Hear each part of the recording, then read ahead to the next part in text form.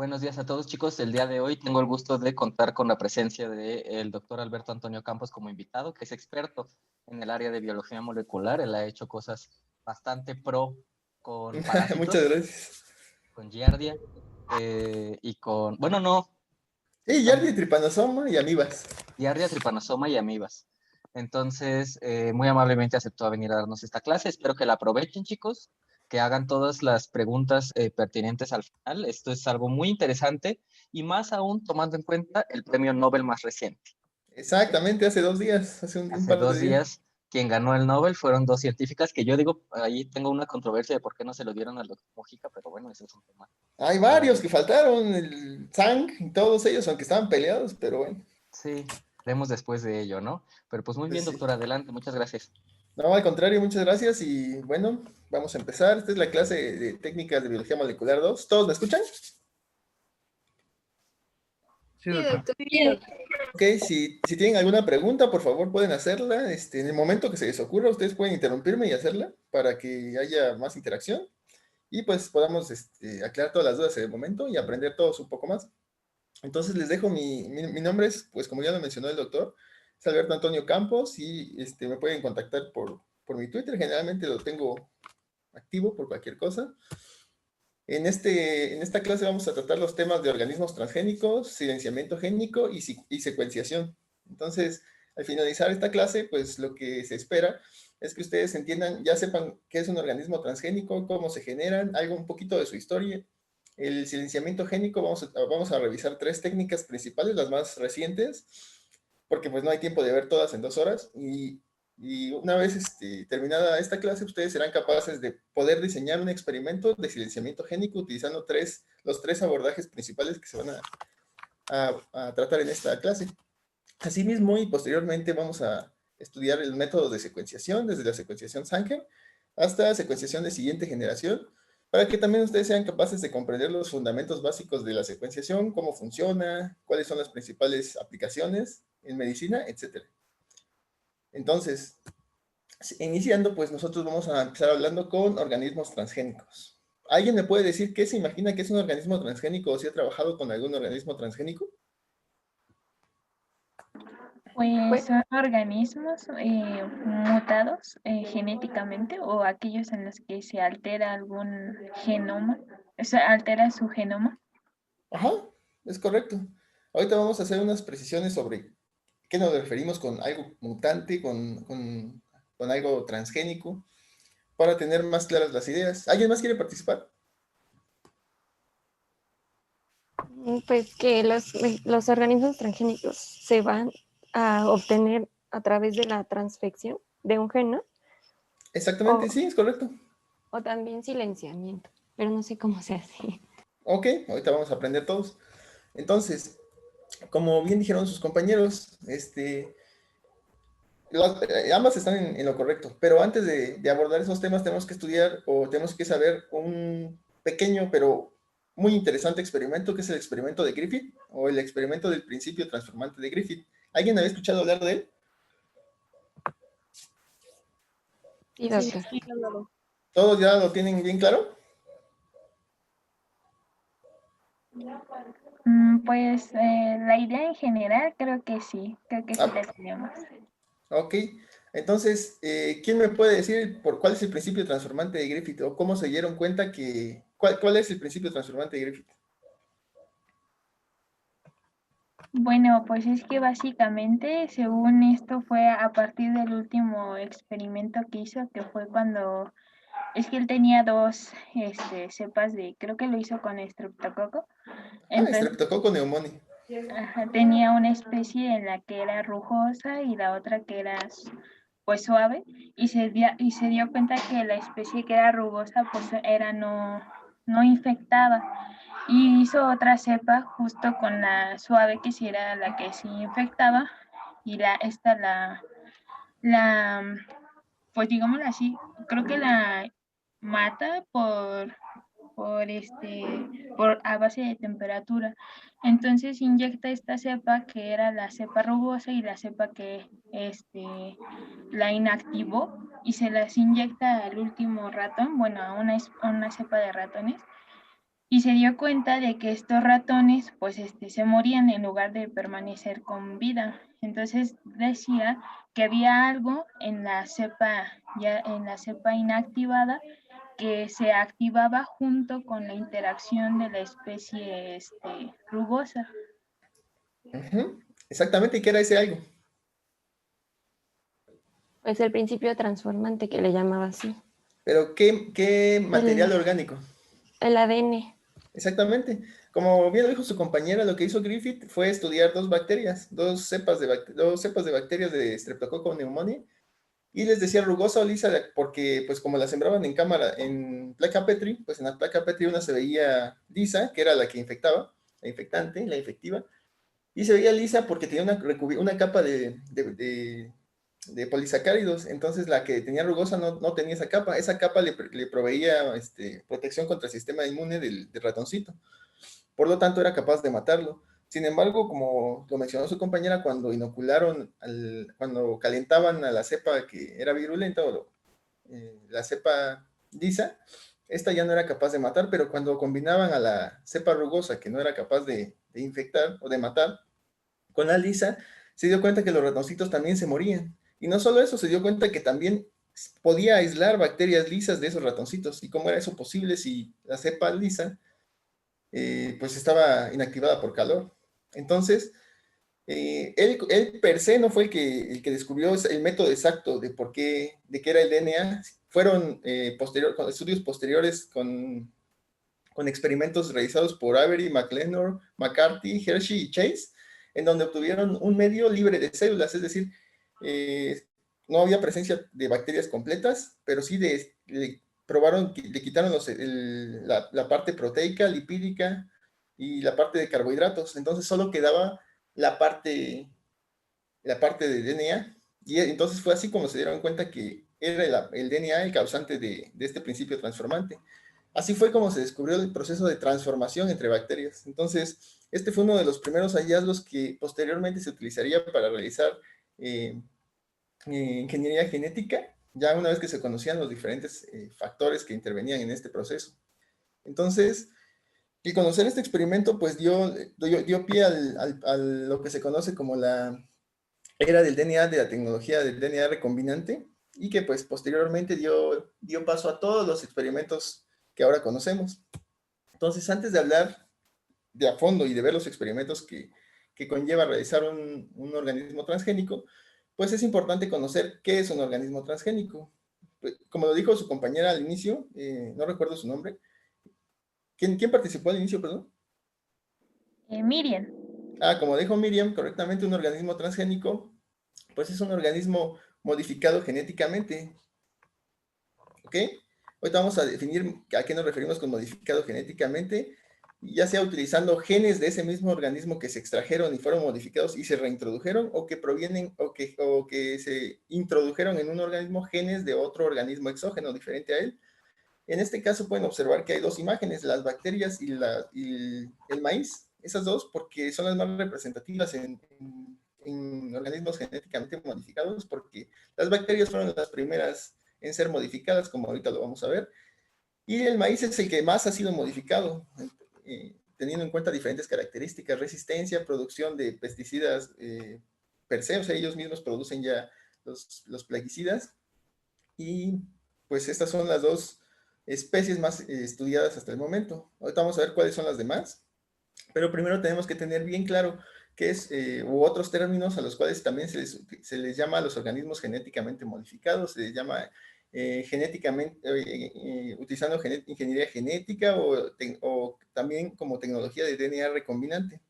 Entonces, cualquiera de esos términos que ustedes vean se están refiriendo a lo mismo, o sea, un organismo genéticamente modificado. ¿Qué no es un organismo genéticamente modificado? Pues un mutante natural, la fusión de alguna célula animal, a menos de que éste genere una descendencia, pero todo eso no es un organismo genéticamente modificado siempre y cuando no haya sido realizado de forma artificial. Entonces, entendiendo estos principios básicos, podemos conocer a ciencia cierta qué son estos organismos genéticamente modificados. tenemos que entender que es un transgen. Un transgen, pues, no es más que un gen que proviene de un organismo A y que se inserta en un organismo B. Por eso se llama transgen, que viene de trans de otro lado. Entonces, siempre que estén utilizando o haciendo ingeniería genética en el laboratorio, pues están usando transgenes generalmente, a menos de que estén obteniendo el mismo gen, por ejemplo, de un ratón, lo saquen, lo modifiquen para algo que a ustedes les interesa y lo vuelvan a introducir. Para llevar a cabo estos experimentos de ingeniería genética se necesita realizar dos procesos principales, transformación y transfección. Generalmente le llamamos transformación al proceso que ocurre en bacterias, porque muchas veces vamos a necesitar generar proteínas recombinantes en bacteria, como es el caso no sé si han escuchado cómo se obtiene la insulina actualmente con proteínas recombinantes. Bueno, pues se hace con bacterias que generan la proteína. Y la transfección generalmente se suele utilizar cuando hablamos de eucariontes. Es decir, si yo quiero introducir material genético en una célula eucarionte o en un organismo eucarionte, nosotros estamos hablando de transfección, no de transformación. Estos principios, pues también si conocemos estos principios, también tenemos que entender cómo podemos introducir este tipo de material en la célula. Entonces, este tipo de material en la célula lo podemos introducir de muchas maneras. Las más utilizadas, pues, son la microinyección, métodos virales. Obviamente, las imágenes no están en escala, solo son representativas. Se pueden utilizar vectores virales, la lipofección utilizando lipofectamida. Lipofección, pues, no es nada más que vesículas de lípidos que, pues, son capaces de atravesar la membrana de la célula a la que nos interesa introducir el material genético, así como otros métodos de transfección como es el eléctrico. Es uno de los más utilizados para diferentes tipos de célula u organismos que tienen la membrana pues bastante más protegida o con más estructuras. Por ejemplo, en el caso de los parásitos como Trypanosoma cruzi, pues tienen una membrana y posteriormente después de la membrana tiene unos microtúbulos que lo protegen. Entonces es muy complicado atravesar esa membrana con lipofectamina, por ejemplo.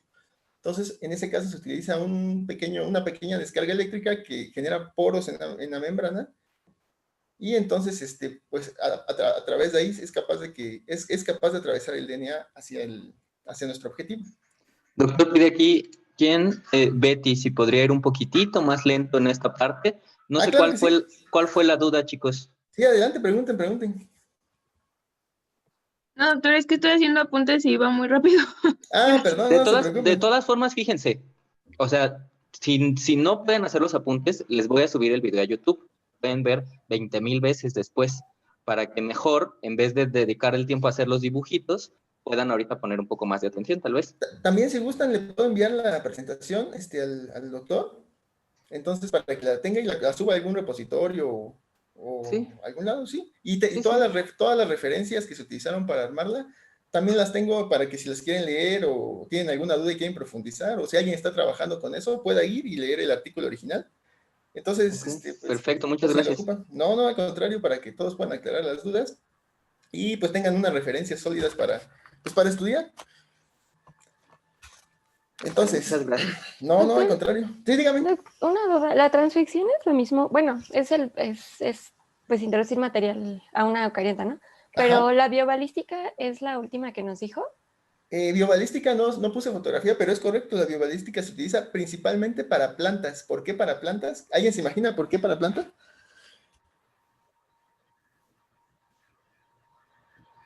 No. Porque las plantas tienen una pared celular. Aparte, recuerden, las células tienen membrana, las células pared. Entonces, para atravesar esa pared, como les mencioné, a veces otros métodos son incapaces de atravesar esa pared. Pero con la biobalística ustedes pues ponen su material genético en pequeñas bolitas de oro generalmente, o de algún material, y pues las disparan hacia su planta objetivo y es capaz de atravesar la pared celular. De esa forma pueden integrar el DNA que a ustedes les interesa. Por eso es que se ocupa la biobalística en plantas principalmente. En eucariontes, como les mencioné, generalmente lo que se usa es la transfección, utilizando una pequeña descarga eléctrica. En desarrollo se ocupa principalmente la microinyección. Y pues para terapia génica generalmente se utilizan vectores virales para poder llevar la carga genética que nos interesa introducir en la célula. Doctor, ¿los vectores virales se pueden inhalar o se inyectan? Los vectores virales generalmente se inyectan porque lo que queremos es que lleguen la mayor cantidad de nuestros vectores Entonces, si los inhalan, puede que no lleguen todos al torrente sanguíneo o a algún lado en donde nos interesa, algún órgano específico en donde nos interesa. Porque ya aparte de que recordemos que una de las desventajas de utilizar vectores virales es que esos vectores virales no están en nuestro organismo y ¿quién es el encargado de reconocer lo propio de lo extraño en nuestro organismo? El sistema inmunológico. Entonces, exactamente, entonces aparte de que cuando usamos vectores virales, otra de las contras que tenemos es que vamos a estar tratando de eludir a nuestro propio sistema inmune para entregar la carga genética que nos interesa. Entonces, tenemos que tratar de hacer lo más eficiente el proceso. Y generalmente se suele inyectar. Por esa razón. Ok, gracias. No, no hay de qué. Asimismo, hay otros tipos de vectores más utilizados, que son los plásmidos. Más adelante vamos a ver cómo está hecho un plásmido, las características de un plásmido y cómo se pueden utilizar cuando estemos haciendo un pequeño experimento. Los vectores virales que más se utilizan pues son retrovirus, lentivirus y adenovirus.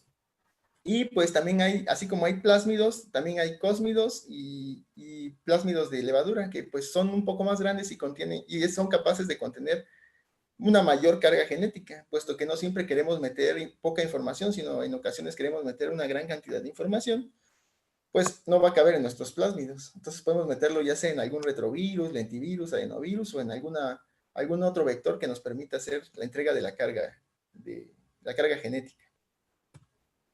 Ahora, el proceso de transfección, ¿alguien de ustedes alguna vez ha transfectado o ha visto cómo lo hacen? Solo en el simulador. Ok, ¿qué método utilizaron en el simulador? Pues primero tenían que hacer un diseño de la transfección con la caja de Well y pusieron con lipofectina. Ok. Y un plásmido. Ese fue el método.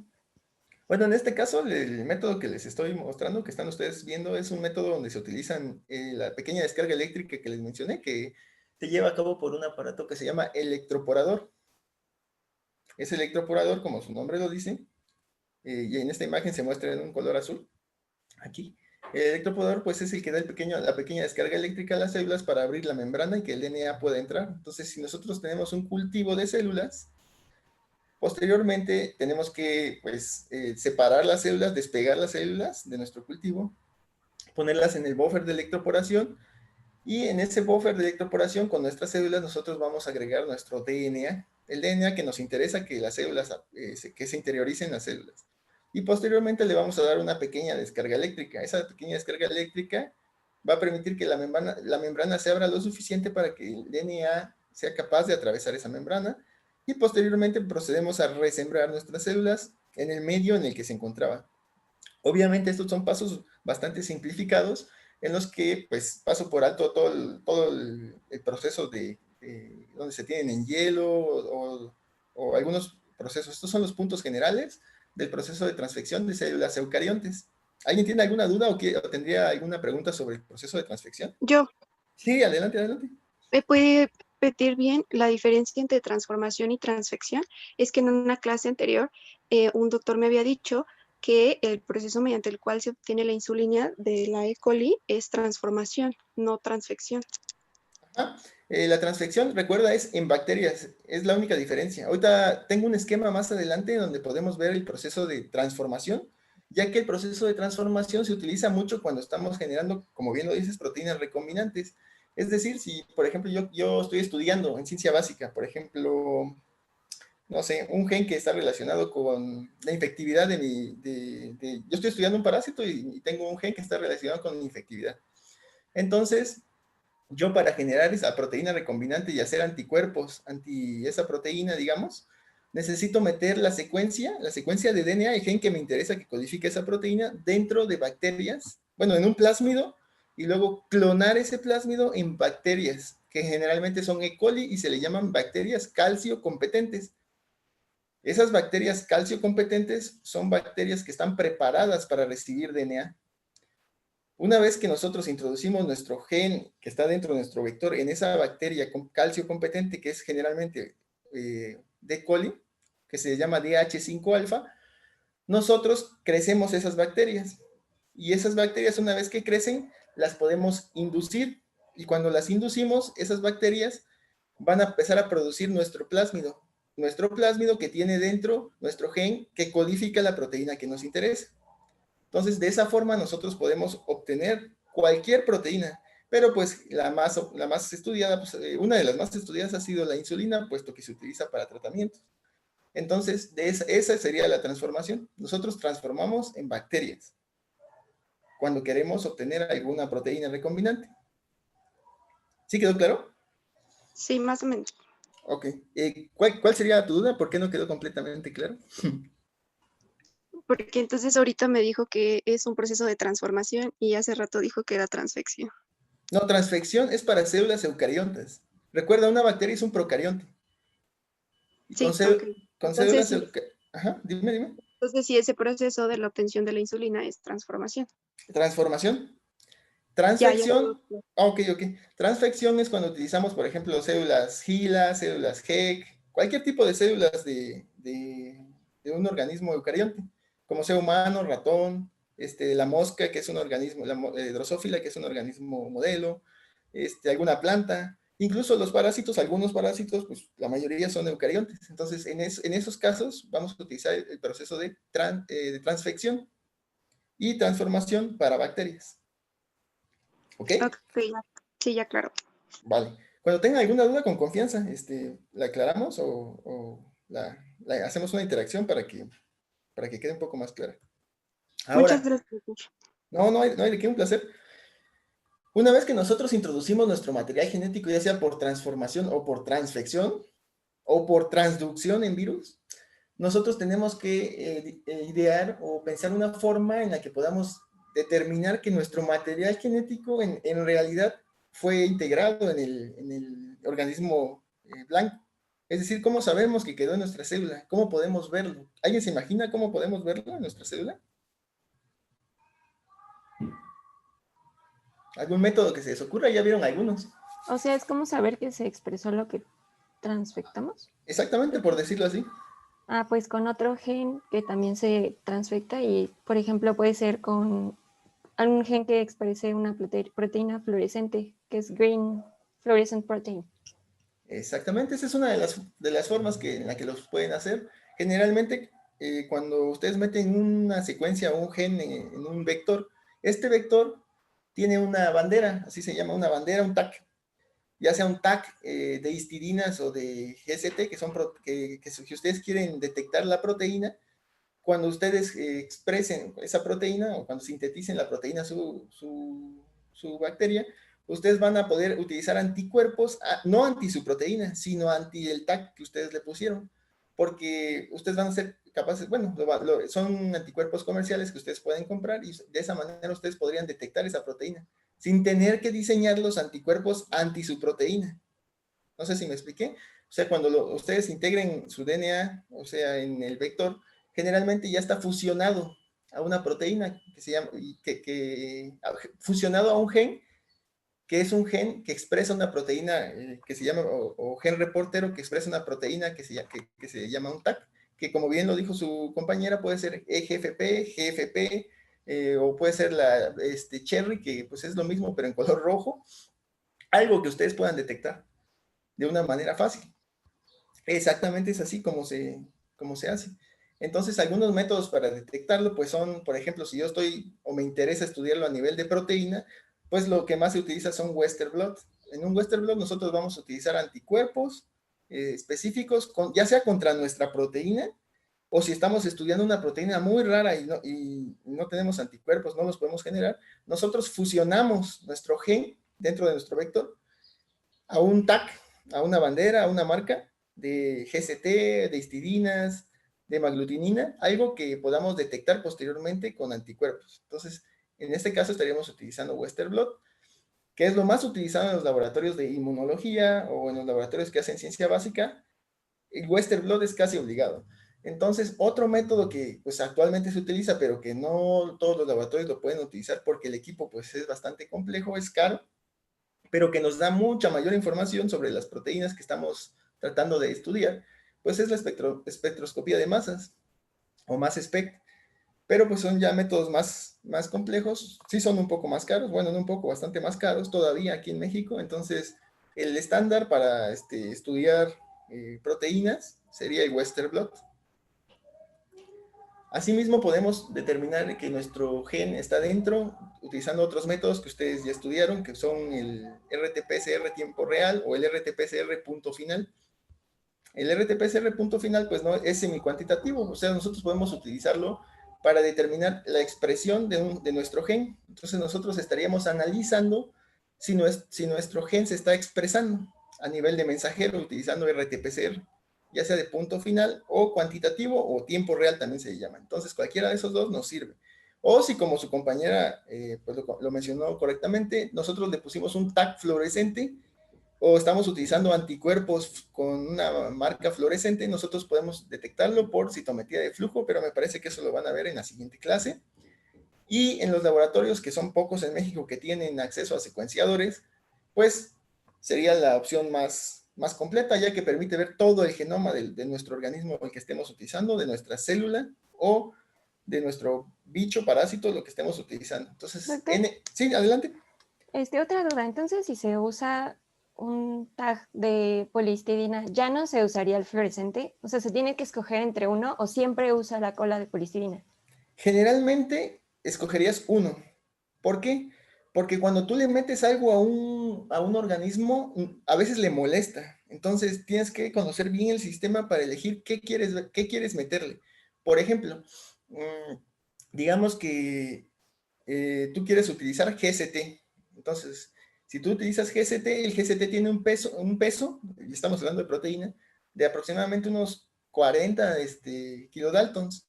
Es muy grande. Entonces, si tú estás haciendo ensayos de inmunoprecipitación, cuando tú estés haciendo esos ensayos, es probable, o sea, reportado, que el tamaño del GST a veces interfiere con las interacciones con los otros anticuerpos o con las otras proteínas. Entonces ahí ya tendrías un pequeño contra, ¿no? Otro, a veces se ha reportado que la proteína verde fluorescente a algunas células u organismos, cuando se está expresando, les molesta. Eso quiere decir, cuando digo les molesta, se refiere a que cuando la expresan, la viabilidad de esas células disminuye.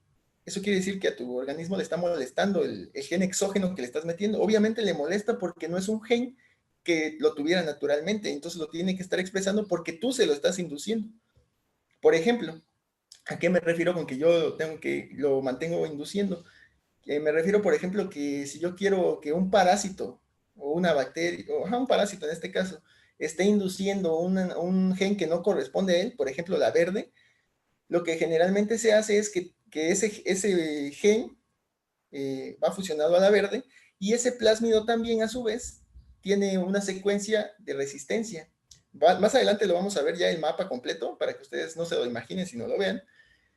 Pero ese plásmido tiene una resistencia a alguna droga selectora, porque de esa forma nosotros vamos a poder distinguir los parásitos o las células que tengan integrado el DNA y que se esté expresando, porque al expresarse el gen que nos interesa, se expresa el gen reportero, que en este caso estamos hablando que es la GFP, entonces nosotros los vamos a poder ver de color verde y además se está expresando una resistencia con la cual nosotros estamos seleccionando o induciendo que el gen que a nosotros nos interesa se exprese, porque si en la mayoría de los casos la célula o el parásito no va a tener no tendría el por qué expresar ese gen, que naturalmente no era de él. Entonces nosotros no lo vamos a poder estudiar. Por eso se utiliza algún gen selector, es decir, algún gen dentro del vector que genere una resistencia para alguna droga que nosotros le vamos a echar, por ejemplo, neomicina, kanamicina, blasticidina, y con eso nosotros vamos a propiciar que con tal de sobrevivir nuestra célula sea capaz de producir el gen que nos interesa. Al producir el gen que nos interesa, pues obviamente también está produciendo la proteína, que a fin de cuentas es la que lleva a cabo el efecto que nos interesa estudiar. Obviamente esa proteína ya también va fusionada al tag que nosotros le hayamos puesto, ya sea GCT, hemaglutinina, histidinas. Por ejemplo, si estamos estudiando proteínas, lo que nosotros, o generalmente he visto, que se utiliza son las histidinas. ¿Por qué una histidina? Porque la histidina es muy chiquita, o sea, podemos hacer anticuerpos antihistidina y la histidina no va, a veces ni se ve en el Western la histidina de lo chiquita que está. En cambio, como les mencioné, el GST es bastante grande, por ahí de 40 kilodaltons. Entonces, sí genera algún tipo de interferencia estérica a la hora de hacer interacciones proteína-proteína. Entonces, esas son algunas de las cosas que hay que tener en cuenta cuando estamos diseñando experimentos, en este sentido, ya que muchas veces eso puede interferir con nuestros resultados y debemos de conocer nuestro sistema, o sea, la célula, el organismo o la célula con la que estamos trabajando para nosotros poder elegir nuestro tag de manera ideal. Si ya se ha reportado en otros estudios que, por ejemplo, el tag de hemaglutininas no es muy viable en nuestro organismo, pues no utilizamos ese, utilizamos otro. Generalmente ya se encuentra disponible ese tipo de información, a menos de que estén estudiando una proteína o un organismo, pues, bastante complejo de trabajar desde el punto de vista de la ingeniería genética. No sé si quedó claro. Sí, doctor, gracias. No, al contrario. Cualquier duda, por favor, con confianza. Continuando con la explicación, pues la historia de los organismos genéticamente modificados no es reciente. Reciente es lo que es la ingeniería genética, pero los organismos genéticamente modificados, pues ya hay historias desde hace aproximadamente 30.000 años, cuando los nómadas o las civilizaciones que vivían en Asia Central o en Asia generalmente, andaban ahí haciendo sus caminatas. Cuando acampaban, se dieron cuenta que algunos lobos iban de carroñeros, o sea, iban a comerse la comida que ellos habían guardado, que habían dejado por ahí. Entonces, con el tiempo, estos lobos fueron domesticados.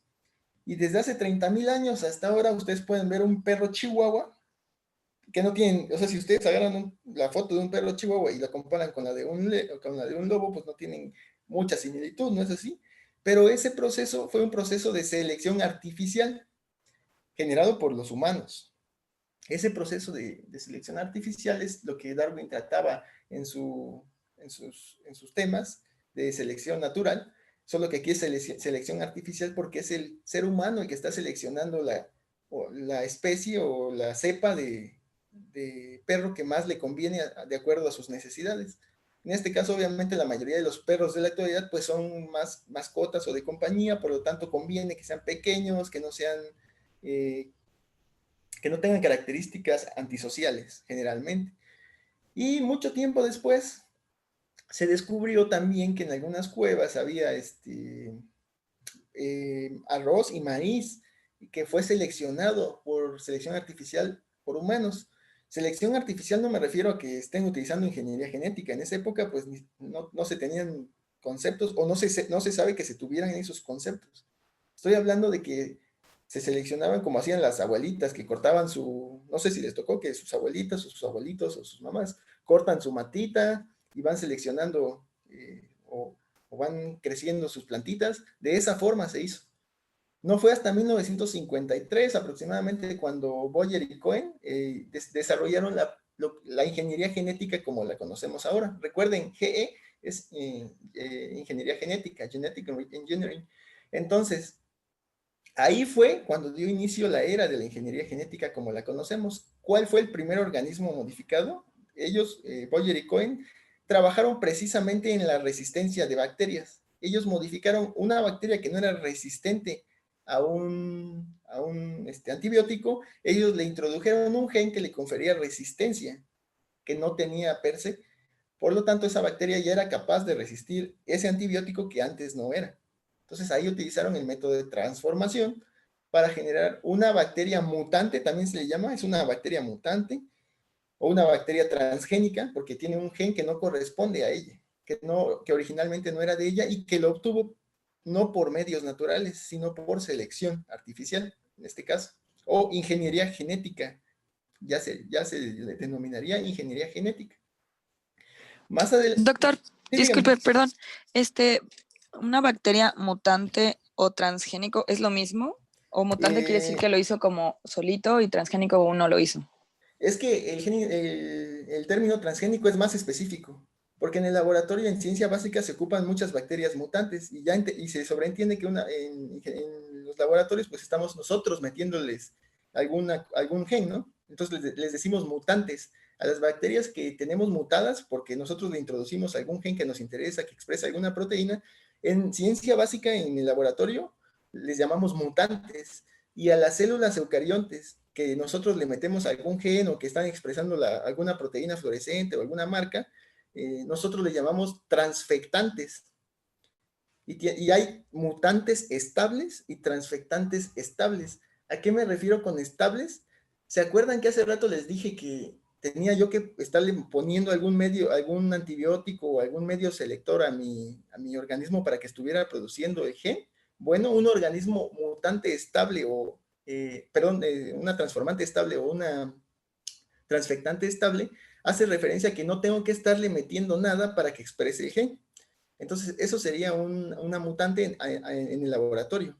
Pero para ser más específicos, nosotros podemos decir que estamos utilizando un organismo genéticamente modificado.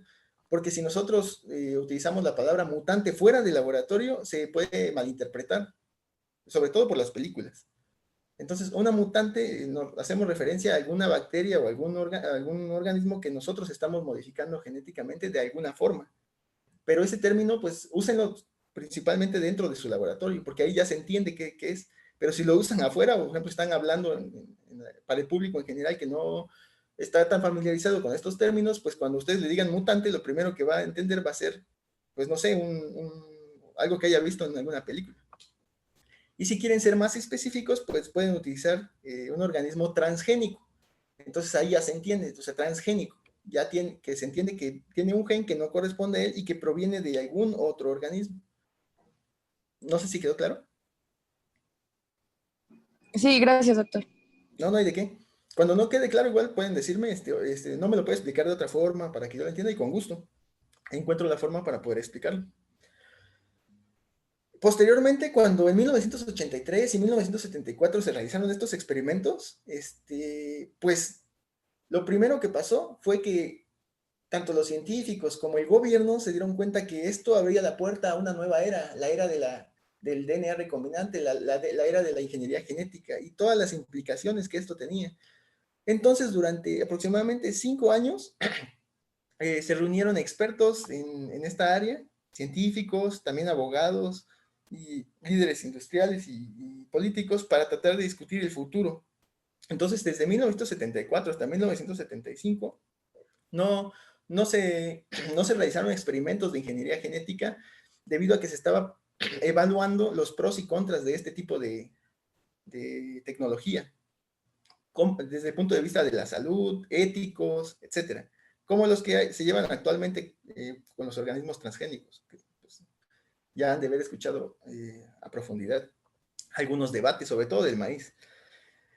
Después de 1975 quedaron de acuerdo en que se probaba el uso de ingeniería genética utilizando ciertos lineamientos, claro, proveídos en Estados Unidos por la FDA y por la EPA, que es su oficina pues, de agricultura. Entonces, posteriormente, de la conferencia de Asilomar, que así se le llama, en 1975 se dio paso a la utilización de ingeniería genética por la Suprema Corte. En 1980 se patentó la primera bacteria transgénica que era capaz de degradar el petróleo. Eso lo hizo, si no me equivoco, fue General Electric. En 1980 hizo la primera patente de un organismo transgénico, que fue una bacteria que era capaz de degradar el petróleo.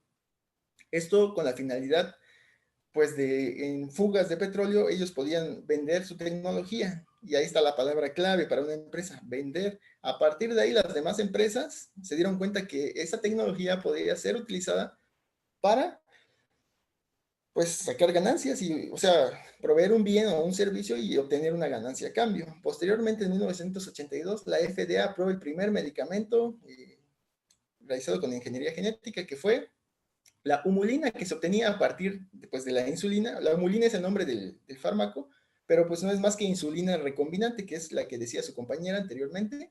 Utilizando bacterias, pues se les introdujo el gen que produce la insulina y pues de esa manera fue capaz de obtenerse insulina recombinante para poder utilizarla como medicamento para la diabetes. En 1992 fue cuando se aprobó la utilización de una variedad de tomates que se llama Flavor Savor, pero con esas iniciales que ustedes ven ahí. Cuando ustedes vean esa variedad en algún mercado, que dudo que la etiqueten, porque no están etiquetados, al menos en México, cuando vean esa variedad, significa que son organismos genéticamente modificados. ¿Y qué es lo que les modificaron a los tomates? ¿Qué es lo que les modificaron? Pues los tomates generalmente se hacen feos, o con feos me refiero a que se van pudriendo muy rápidamente y estos pierden su textura, esa bonita que se ven gorditos. Esa textura se le da una proteína. Esa proteína, y hay otra proteína que al interaccionar con la proteína que los hace bonitos, pues los va pudriendo, los va haciendo que pierdan esa textura que se nos antoja. Entonces, lo que hicieron fue quitarle esa proteína que hace que se degrade más rápido el tomate y pues dura mucho más tiempo, así bonito para que nosotros lo podamos comprar. Después, se aprobó el uso de insecticidas producidos, ojo, producidos por la planta, en este caso por el maíz, que era el maíz BT de la empresa Monsanto, que actualmente pues se fusionó con Bayer, si no estoy mal. En este caso, no estaban utilizando insecticidas artificiales, estaban ya la planta produciendo su insecticida. Esa variedad de maíz se llamó maíz BT. BT por las iniciales del microorganismo del cual provenía su toxina. Esa toxina la defendía al maíz de pues, los ataques de plagas. En este sentido, pues dijeron, si ya estamos en esto, pues ya puestos en gasto, ¿por qué no también hacemos resistentes a nuestro propio plaguicida, a nuestro propio pesticida? O sea, ese maíz es capaz de producir una toxina que la defiende de otras de plagas, y aparte es resistente a un plaguicida producido por la misma compañía. Entonces es un maíz pues, bastante resistente. Sin embargo, luego salieron algunos estudios que sugerían que esta proteína que sacaba el maíz, esa proteína BT, era tóxica para otras especies polinizadoras, como abejas y como lo son las ¿cómo se llama? Mariposas. Y ahí fue donde empezó el problema. A partir de ahí, de esas observaciones, empezó el debate que hasta ahorita siempre vamos a estar escuchando cuando se hablen de organismos genéticamente modificados. ¿Sí han escuchado, no? Que siempre que se habla de organismos genéticamente modificados, se tocan esos temas. Pues es lo que hay debate. Perdón, no escuché. Pues es lo que hay debate, pero no sabía exactamente por qué era el debate. Ajá, es por eso. Bueno, obviamente aquí no estamos tratando de los puntos filosóficos o éticos un poco, pero no estamos viendo desde el punto de vista filosófico, sino desde lo que podemos demostrar, porque estamos hablando pues de ciencia básica. Entonces, dejamos de lado no porque no sean importantes, sino porque no es nuestra área, y nos enfocamos a los datos de salud. Generalmente los transgénicos, la gente no le ve mucho, o las personas no le ven mucho problema hasta el momento que sean cosas que nos comemos. Ahí es donde está el problema. Entonces, por eso hay mucho debate con respecto al maíz transgénico. Aparte de eso que les mencioné, desde el punto de vista ecológico, se demostró que el polen del maíz transgénico es capaz de mezclarse con el polen de las cepas wild type, de las cepas silvestres de maíz.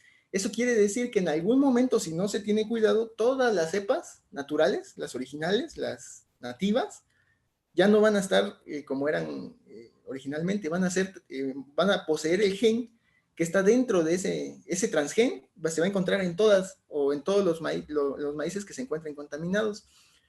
¿A qué me refiero con contaminados? Pues porque nosotros tenemos un organismo modificado, y si está sembrado ese maíz al lado de un terreno donde había maíz nativo, el proceso de polinización por el aire o por insectos va a generar que nosotros tengamos todo el maíz ya con el gen BT.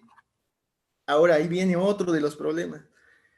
Las empresas como Monsanto o Syngenta generaron maíz que no genera semillas fértiles. ¿Qué quiere decir esto? Que nosotros nosotros no, los que trabajan en el campo tendrían que estarles comprando maíz, semillas para poder sembrar. O sea, no podrían resembrar a partir de sus mismos cultivos. ¿Eso qué generaría? Si nosotros tenemos ese maíz en campo abierto, otra vez el proceso de polinización va a generar que el maíz nativo adquiera esos genes Y pues si adquiere esos genes, pues sus semillas, ¿qué van a ser? Pues también infértiles.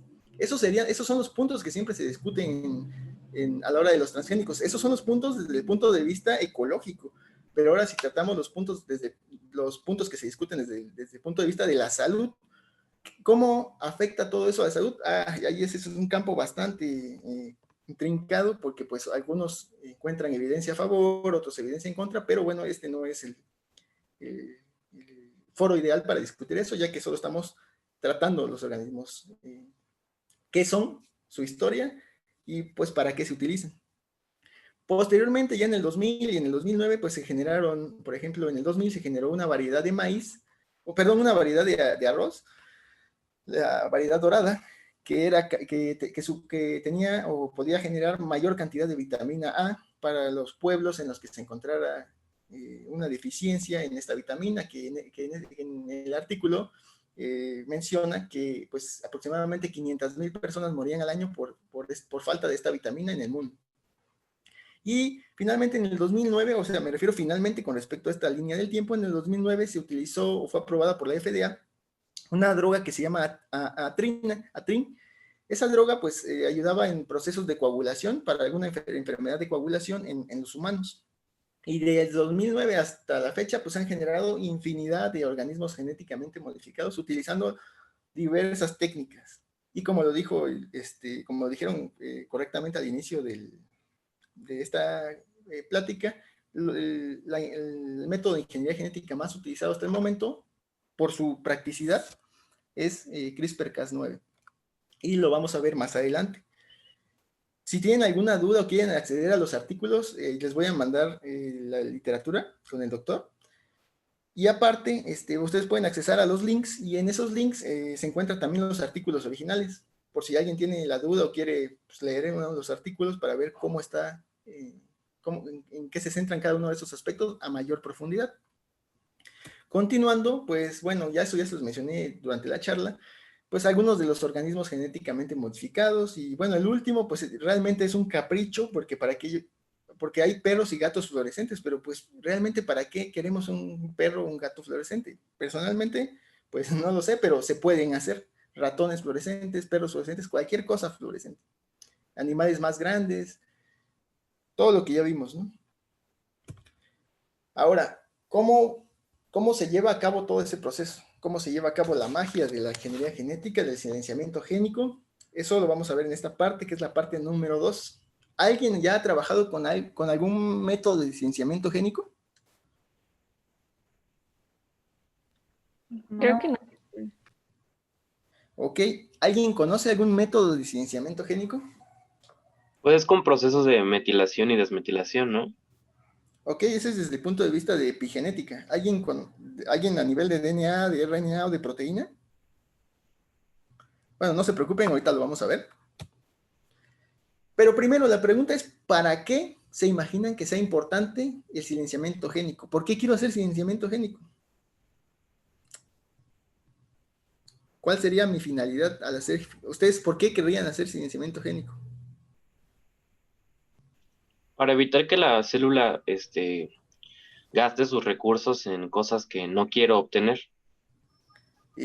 Bueno, ese es un punto de vista interesante. Sin embargo, pues todo lo que produce la célula es precisamente lo que la célula quiere obtener. Tal vez a lo que te refieres es que tú quieres estudiar algo en la célula. O sea, por ejemplo... Pues también evitar que genere cosas nocivas para la misma, ¿no? Exactamente, como por ejemplo... Pues que genere que los oncogenes se activen, puede ser una. También. Y por ejemplo, ¿qué es la ALS? Esclerosis amiotrófica lateral. Lateral amiotrófica. Exactamente, y la tenía uno de los más famosos físicos de la historia. Y esa se cree o se ha estudiado que es causada por una proteína relacionada con especies reactivas de oxígeno que se llama SOD1. Entonces nosotros imaginemos que queremos silenciar ese gen para que la proteína no se sintetice, y entonces es entonces cuando nosotros decimos, bueno, ya tiene una utilidad el silenciamiento génico. O simplemente, no simplemente, sino nosotros estamos estudiando, trabajando en ciencia básica y estamos estudiando nuevos genes que no se ha explorado su utilidad.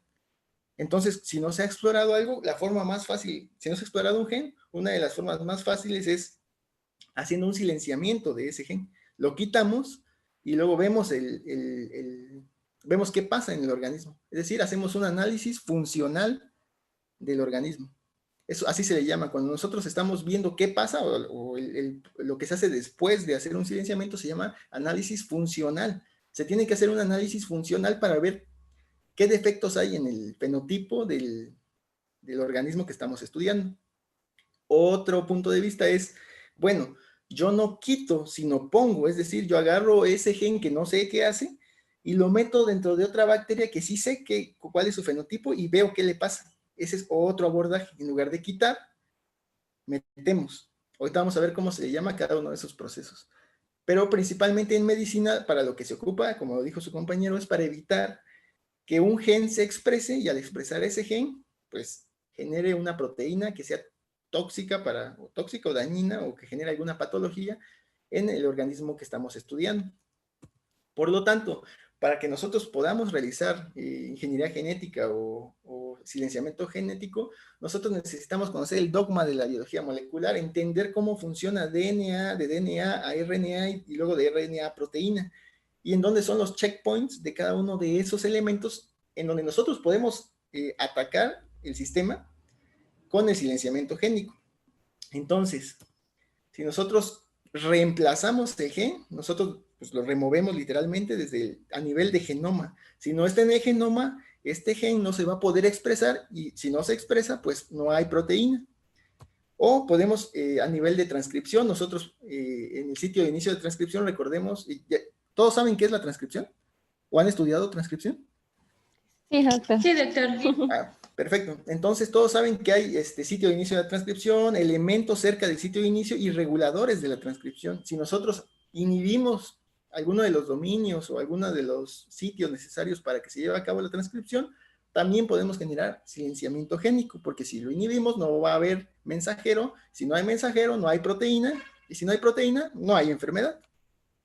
O utilizar o inhibir después de la transcripción. Es decir, utilizando algún sistema de silenciamiento, por ejemplo, los RNAs antisentido o RNAs de interferencia, que esos son los que vamos a ver. Si no hay mensajero, no hay proteína. Y bueno, suponiendo, o algunas de las técnicas que se hacen que son de tipo competitivo, ya es a nivel de proteína, también es posible utilizar anticuerpos anti la proteína que nosotros estamos utilizando para tratar de que no se una a su blanco o a su diana. Pero eso no es muy eficiente, ya que está compitiendo directamente por el sitio y nosotros no podemos agregar indefinidamente una cantidad exógena de proteína. Entonces, los métodos más utilizados, los métodos más recientes y que vamos a tratar en esta plática son el RNA antisentido, el RNA de interferencia y el más sonado, el más utilizado en esta época, CRISPR-Cas9. Es el mismo del premio Nobel, ¿no? Exactamente. Cas9. Exactamente, ahorita vamos a ver a profundidad. Es el que más vamos a ver porque es el que más se utiliza y es el que probablemente utilicen ustedes si se van al área de investigación en ciencia básica. Entonces, por eso elegí estos. Hay muchos métodos de silenciamiento, pero pues eso nos llevaría bastante tiempo. Entonces, utilicé los que más se utilizan a nivel de ciencia básica. ¿Ok? Entonces, continuando con la presentación, necesitamos conocer unos conceptos clave. Ahora, ¿alguien ha escuchado qué es el knockout? Todos han escuchado que hay organismos knockout, que vamos a hacer un knockout. No me refiero al del box. ¿Qué es un knockout en ingeniería genética? Lo que entiendo por knockout es que se les quita la secuencia. Pero pues ahora que vemos esto, supongo que es un gen que está silenciado o truncado. Muy bien. En este caso yo lo represento con GOI, que pues es como lo van a encontrar en los artículos, el gen de interés, en inglés, gene of interest. ¿Y qué significa knockout? Knockout es que literalmente nosotros quitamos, o sea, lo quitamos así totalmente, el gen. Lo quitamos con alguna de los métodos que vamos a ver. ¿Qué es un knockdown? Un knockdown es que nosotros vamos a evitar que ese gen se exprese. algunos de los sistemas knockdown más conocidos pues son el RNA interferencia, el RNA antisentido. ¿A qué me refiero con knockdown? A lo que les mencioné. Y ese knockdown generalmente va a tener lo que se le llama leak o fuga en español. Es decir, nosotros no vamos a silenciar por completo nuestro gen. Siempre va a haber un poquito de expresión de ese gen, y entonces vamos a poder ser capaces de detectarlo, o un poquito de esa proteína. No se va a eliminar por completo. Eso sería un knockdown. Y el caso contrario que les mencioné anteriormente, si nosotros tenemos un organismo que no tenía ese gen, pero lo queremos estudiar y se lo metemos, en ese caso se llama un knock-in. Recuerden, knockout, knockdown y knock-in. Esos son los términos que ustedes van a encontrar, que los términos más comunes que ustedes van a encontrar cuando se toque este tema. Doctor, entonces la diferencia de knock-in con transfección sería que el knock-in se quitó antes con un knockout. ¿Cómo? ¿Me podrías repetir tu pregunta? Pues es que si el knock-in es un gen que se añade, ¿cuál es la diferencia con transfección? Ah, ok. Recuerden, transfección es que estamos hablando en general de meter material genético. Ahí no estamos, ahí puede ser que sea un DNA que tiene o no tiene un gen, es en general. Digamos, no están directamente relacionados. Entonces, en un proceso de transfección, nosotros estamos metiendo un DNA X que puede o no puede tener un knockout, un knockdown o un knock-in, un gen knockout, knock-in o en general. Es decir, puedo tanto meter puedo hacer un knockout porque voy a expresar un RNA interferente, como ahorita lo vamos a ver, que va a atacar a mi gen objetivo, mi gen blanco. No se preocupen si no lo entienden ahorita porque es necesario mostrar las imágenes para entenderlo de forma más clara. Mira, Pero doctor, a eso lo mejor... Ay, perdón. Sí, adelante. A lo mejor para entender todo esto es que para llevar a cabo cada uno de estos pasos hay que hacer transfecciones. O sea, transfección es la acción de introducir un material genético. Exactamente. A través de la transfección se pueden generar diferentes cosas como los knockouts, los knock-in, etcétera, lo que tú gustes. Pero la transfección es la acción. Estos que te estés presentando al doctor es el resultado. Exactamente. El proceso de transfección o transformación es cómo nosotros metemos nuestro DNA de interés en general. Y aparte, el proceso en el cual se va a llevar a cabo la edición o el silenciamiento en el genoma de interés son estos pasos, knockout, knockdown o knock-in, es decir, después de la transfección. Entonces, no se preocupen si ahorita no lo han entendido, más adelante, con los experimentos que vamos a ver, lo van a entender y van a ver el proceso a profundidad, porque vamos a realizar un pequeño experimento por si ustedes en algún momento necesitan realizarlo. Entonces, no se preocupen, solo quédense con los términos y ahorita lo vamos a aclarar a mayor profundidad. Entonces, continuando con este tema, vamos a ver primero el RNA antisentido. ¿Cómo funciona? Bueno, primero, ¿qué es el RNA antisentido? Pues ahorita lo vamos a ver cómo funciona y qué es exactamente. Nosotros tenemos nuestro gen de interés, el cual, pues después de la transcripción va a generar un mensajero, que es el RNA mensajero. Y nosotros tenemos un RNA antisentido, que generalmente tiene de 19 a 22 bases. Este RNA va a generar, uno es complementario del otro y va a generar un RNA de doble cadena. Recordemos que para que el RNA se transcriba, para que el RNA sí se transcriba y posteriormente dé paso a la traducción de proteínas, necesita estar de una cadena. Es decir, solo tendríamos que ver el color rojo en este caso, una cadena, pero al nosotros tener otra secuencia complementaria, esta se va a unir a la primera y va a generar un dúplex. Entonces, cuando se genera este dúplex en el RNA, esta generación genera la degradación de proteína, genera la degradación de este RNA, inhibiendo la formación de la proteína por diferentes métodos. El principal método y que les estoy mencionando era el que inhibe o previene que se forme correctamente la estructura durante o dentro de los ribosomas. Por lo tanto, la proteína no se va a sintetizar, y si no se sintetiza la proteína, no tenemos el efecto que queremos evitar o ver en este caso, dependiendo de qué es lo que estén haciendo. Asimismo, esta doble cadena cuando tenemos RNA de doble cadena, este RNA de doble cadena no puede ser transportado al citoplasma. Y recordemos que la síntesis de proteínas está llevada a cabo en el citoplasma. Entonces, si no tenemos nuestra base para trabajar, o nuestro RNA para trabajar en el citoplasma, pues entonces no se genera la proteína. En este caso no se generaría porque no se está transportando de forma adecuada al citoplasma. O por degradación, ya que cuando algunas proteínas detectan estas dobles estructuras, las degradan. Por ejemplo, en este caso, la RNase es la encargada de degradar esta estructura. Por lo tanto, nosotros podemos diseñar mensajeros específicos contra el mensajero de un gen que nos interesa. Ojo, no estamos diseñando la estrategia contra el gen directo, es decir, no estamos trabajando a nivel de DNA, no estamos quitando el gen, ni estamos trabajando nada con el gen, estamos trabajando con el mensajero del gen. Es decir, nosotros estamos evitando que este mensajero se traduzca a proteína. Entonces, estamos trabajando silenciamiento a ese nivel. Hay que ser muy cuidadosos. Entonces, estos son los pasos por los cuales se lleva a cabo la degradación de ese mensajero, que a nosotros nos interesa que no se exprese. ¿Cómo se forma Doctor, Sí, dígame. Entonces, en este paso, ¿sería como formar un primer para el RNA mensajero? Exactamente. Lo acabas de describir muy bien. Eso es lo que se está haciendo. Y aquí, en la siguiente imagen, es cómo se diseñaría eso, porque hay algunos truquitos que hay que tener en cuenta, porque si se diseña mal no va a funcionar. Entonces, aquí tenemos nuestro gen de interés en color verde y nuestro promotor. Entonces, si nosotros queremos silenciar ese gen, nosotros necesitamos generar un gen que codifique el antisentido del gen del RNA que nos interesa. Y ojo, si ustedes cuando lo diseñen, porque lo estoy poniendo por si alguien va a trabajar con este sistema, tienen que tener en cuenta que tiene que estar en orientación reversa. ¿Por qué? Bueno, ahorita lo vamos a ver.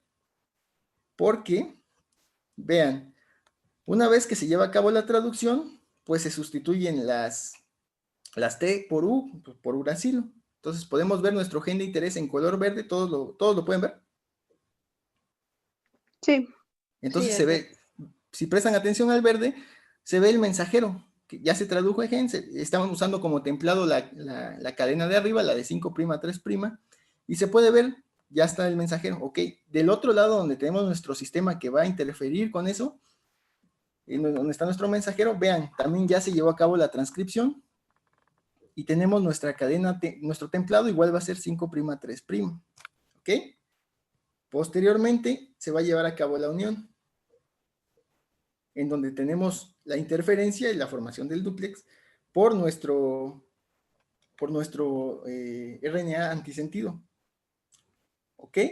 Entonces, si ustedes pueden ver, a la hora de unirse, ¿qué es lo que observan cuando se forma el dúplex? Se mantiene el uracilo en ambas cadenas. No, aparte. Y se colocó en sentido opuesto el otro RN promotor. Bueno, lo que Antisentido. Ajá, porque el que sintetizamos está de 5' a 3' y se unió de 3' a 5'. Exactamente. Entonces, sean muy cuidadosos con eso cuando diseñen como lo dijo su compañera, su primer o su gen que va a expresar ese RNA antisentido, porque si ustedes lo diseñan mal, no se va a unir, nunca se va a unir a su objetivo. Entonces, si ustedes no lo diseñan en sentido con orientación inversa, a la hora de hacer el gen tiene que estar en orientación inversa para que cuando se traduzca se genere la proteína que es complementaria, recuerden, complementaria a la que nos interesa silenciar. Muchas veces el problema cuando se hacen los RNA antisentidos o RNA de interferencia es ese, que se diseña mal la secuencia de inicio y entonces no funciona, no vemos disminución, y eso se debe a que se diseñó mal, el oligo. ¿Ok? Entonces existen diferentes formas de que nosotros introduzcamos ese sistema en una célula. En este caso, podemos hacerlo utilizando microinyección, y estar constantemente liberando los antisentidos, ya sea que obviamente eso solo aplica para ciencia básica, no podemos estar inoculando a una persona o a un animal constantemente para estudiarlo. Entonces, aquí estamos hablando de que estamos estudiando una célula o el sistema de interferencia de los antisentidos en una célula. Entonces nosotros inyectamos o microinyectamos esa célula, pero el sistema que mejor y que más se ha utilizado es generar nosotros un gen antisentido. ¿A qué se refiere un gen antisentido? A que nosotros generamos un vector que contiene que contiene un gen que va a codificar la secuencia complementaria, o sea, cuando se transcriba, se va a transcribir la secuencia complementaria al mensajero que nosotros queremos silenciar. Ese es el más utilizado. Nosotros generamos ese sistema y nosotros vamos a estar silenciando constantemente. O sea, ese sistema se va a integrar en el organismo que nosotros queremos silenciar y constantemente se va a estar produciendo para poder interferir con o silenciar el mensajero que a nosotros nos interesa. Este es uno de las aproximaciones que se utilizaron ya hace bastante tiempo. Posteriormente se dio paso al RNA interferencia y más recientemente se dio paso al sistema de CRISPR-Cas9. Esos los vamos a tocar más adelante. ¿Cómo hacemos que los RNA antisentidos, oligonucleótidos antisentidos, se inserten en la célula? Puede ser por endocitosis, microinyección, liposomas, generar el gen antisentido, nanocarriers, nanoportadores, o sea, sintéticos, y conjugados moleculares, ya sea de lípidos o de polisacáridos que lleven nuestro gen de interés o nuestro antisentido ya per se. Esta metodología se ha utilizado en diferentes enfermedades o para el estudio de diferentes patologías, pero principalmente desde el punto de vista de ciencia básica, es decir, no se ha llevado a la clínica por algunas, ¿cómo se puede decir? Contras que tienen el uso de este sistema, sobre todo para la eficiencia de entrega de este sistema. Entonces, ¿hasta aquí alguien tiene alguna duda de este método? Doctor, es que me quedó alguna duda de lo de cómo diseñar el ARN complementario, por decirlo así, de interferencia, porque ayer nos dijeron que, no sé si es un proceso similar al de... Este no es de interferencia, ojo, este es un RNA antisentido. La interferencia apenas lo vamos a ver. Digamos, otro método, pero sí, ahorita lo vamos a ver y si tienes todavía la duda, la tratamos. Es que ayer nos dijeron que para hacer el reverse primer sí, había que cambiar la secuencia de la cadena, o sea, porque ese se debe pegar en sentido 3', 5'. Exactamente. Entonces, que había que cambiar la cadena, pero se cambiaba con respecto a las bases complementarias. Y aquí pues estamos nada más cambiando el sentido sin poner bases complementarias. Entonces no me queda claro si se tiene que hacer lo mismo. O sea, por ejemplo, viendo la cadena roja de la izquierda, supongamos que ese es el primer que tengo que hacer, pues ya poniéndolo como un primer. Entonces nos dijo que lo teníamos que cambiar y poner 5' y en lugar de guanina teníamos que escribir citosina, en lugar de timina teníamos que escribir adenina, en lugar de adenina, timina, y que así lo íbamos a entregar al laboratorio para que nos lo diera como primer reverso. Entonces no sé por qué aquí sí se conservan las mismas bases.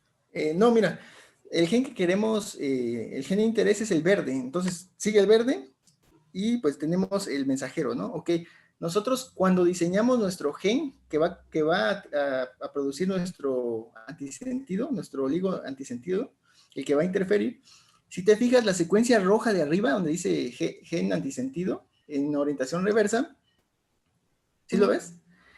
Cuando ese se traduzca, siguiendo la flecha, ¿sí lo ves? Cuando ese se traduzca, imagínate en el núcleo, o en el núcleo, porque esto se lleva a cabo todavía en el núcleo, que tenemos un líquido así flotando. Entonces nuestra estructura no es así como bidimensional, sino está ahí flotando, y entonces cuando está ahí flotando, gira. Si lo puedes ver, tiene GUA, GC, GAU, la rojita, esta. Entonces, se va a unir por el extremo 3', como tú lo dices. Mira, U se une con A se une con U, G se une con, aquí G, se une con C, y entonces es capaz de generar eso. Lo que tú me estabas mencionando es esa observación se hace desde que estamos diseñando el gen, acá arriba. Entonces nosotros estamos metiendo ¿cómo se llama? Nuestro gen de interés, que cuando se transcriba, en este caso estamos utilizando como templado el rojo, cuando se transcriba va a generar la secuencia complementaria a nuestro gen de interés. Ajá. Exactamente. Es decir, nosotros lo que tenemos que tener en cuenta es que nosotros, cuando se transcriba, genere la secuencia complementaria a la que nos interesa. Ok. Porque, digamos, si nosotros, lo que generalmente se hace es, cuando el error ocurre cuando en lugar de nosotros meter este gen rojo, lo que hacemos es agarrar esta secuencia y decir, bueno, yo quiero generar una secuencia que se una, ¿no? Pues entonces voy a meter T, A, C, G, y metemos la complementaria de pero es la complementaria a nivel de DNA. Entonces, cuando se transcribe, ya no va a ser la complementaria al mensajero. Sí, ya me quedó más claro. Muchas gracias. Sí, ok. Si no, no te preocupes, más adelante, cuando se hagan los experimentos, lo vamos a poder ver. Y ahí vamos a poder aclarar las dudas que hayan surgido en esta parte. Porque la parte teórica generalmente como que causa un poco de confusión. Sobre todo cuando se generan los antisentidos y los interferentes. Pero lo vamos a ir aclarando paso a paso. Entonces, ¿sí, adelante? Es que, o sea, básicamente para generar la cadena complementaria, el antisentido sería el gen que queremos. Es que no sé cómo explicar mi duda. No, adelante, adelante. El gen que queremos va de 5' a 3' y la cadena complementaria de 3' a 5' Exactamente. el lado izquierdo. Y básicamente vamos a poner en nuestro gen la cadena 3' a 5', pero en sentido reverso de 5' a 3'. Y se va a traducir. Ya me resolví yo solita. Sí, exactamente lo que dijiste. No se va a traducir, se va a transcribir. Porque una vez que tú lo unes, pues ya no hay traducción, o sea, ya no se va a formar la proteína porque estás formando el dúplex. Exactamente lo que dijiste es correcto. Sí, entonces, ya, gracias. No, ¿de qué? ¿A ti? Lo que hay que tener en cuenta, pues, el punto clave es el diseño del gen que va a generar el antisentido. Ahí está la clave.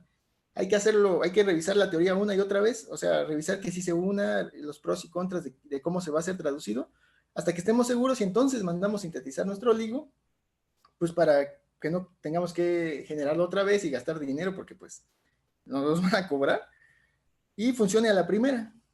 Y ya preocuparnos más por ver el silenciamiento que por ver por qué nos está silenciando. Ahora, esa es tecnología de 1980, 1990. Posteriormente se utilizó lo que es el RNA de interferencia, que es básicamente el mismo principio, sin embargo cambia el tamaño la longitud de este RNA. Ahorita vamos a ver qué longitud tiene. Como les mencioné, este es uno de los métodos que había sido más utilizado hasta que se desarrolló CRISPR-Cas9. Podemos ver desde 1997 hasta el 2005 cómo fue exponencial su crecimiento, dejando atrás al método de los oligonucleótidos antisentido. Entonces, ahora lo que nos preocuparía sería poder diseñar RNAs interferentes de manera adecuada. Por lo tanto, nosotros tenemos que entender cuánto más o menos mide un RNA de interferencia. Mide aproximadamente de 20 a 25 nucleótidos. Y está este RNA de interferencia va a tener 3 variantes, que podemos decir así, principalmente. ¿Han escuchado sirnas, shRNA y miRNA? Si no estoy mal, ustedes lo que más han utilizado son los sirnas, lo que más han escuchado son los sirnas. ¿No es así? Pues las mirnas. Mirnas. Ok. Todos ellos proceden del mismo sitio y son procesados por la misma enzima, o por la misma proteína, que es una enzima, que se llama Dicer. Dicer es la que corta el RNA, porque es una RNasa tipo 3, generando los diferentes sistemas de RNA de interferencia. Posteriormente, estos RNAs de interferencia van a llevar a cabo su acción formando un complejo proteico entre el RNA de interferencia, entre el RNA, el microRNA, el RNA objetivo o el RNA blanco y diferentes proteínas que están involucradas en el complejo de interferencia.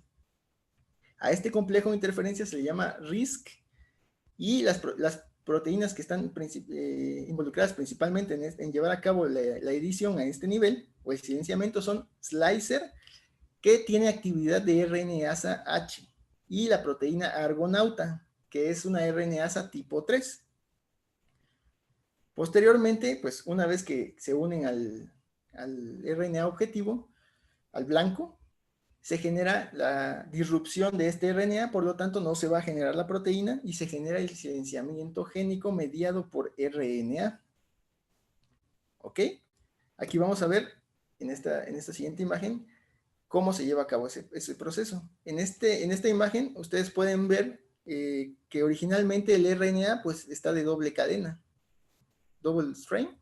Posteriormente, y podemos ver dos estructuras. Si ustedes ven aquí en la imagen anterior, está la de AirPin, que es esta que tiene como un circulito en su extremo terminal, y el que es todo lineal. Entonces, estos dos se ponen a la par porque su sistema de silenciamiento es muy, muy similar. Entonces, con ayuda de la enzima Dicer o de la proteína Dicer, se generan hace unos pequeños cortes en los extremos. Ustedes pueden ver unas P, donde hizo unos extremos cortes, unos pequeños cortes, y deja expuestos aproximadamente 3 nucleótidos. Es decir, queda como si fuera una escalerita. Hace esos pequeños cortes y después se va a procesar. Ojo, al lado izquierdo se muestra lo que pasa dentro del núcleo y lo que pasa en el citoplasma. Entonces, hasta este punto todo está pasando dentro del núcleo. Posteriormente, una vez que corta Dicer, es exportada al citoplasma, y en el citoplasma este RNA se va a unir con el sistema que nosotros vimos anteriormente, RISC, argonauta, se abrevia como AGO. Y una vez que está formado este sistema, este complejo, se va a llevar a cabo el proceso de interferencia, es decir, el proceso de silenciamiento. Entonces, es así como funciona el sistema de interferente.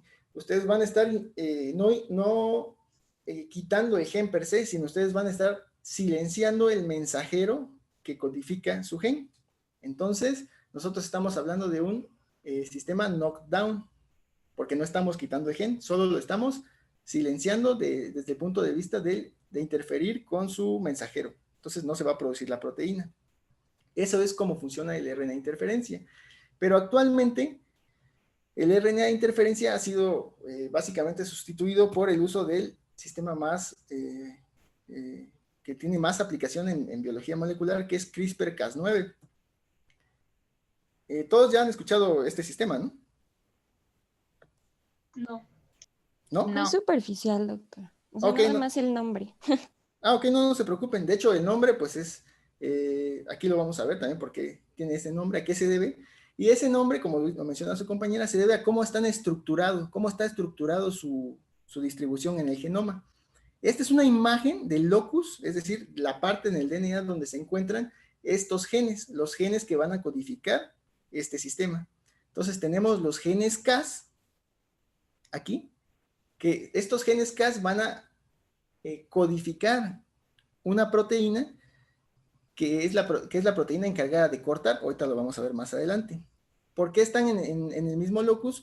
Bueno, porque cuando se van introduciendo las diferentes regiones, estos diferentes colores son las secuencias guía.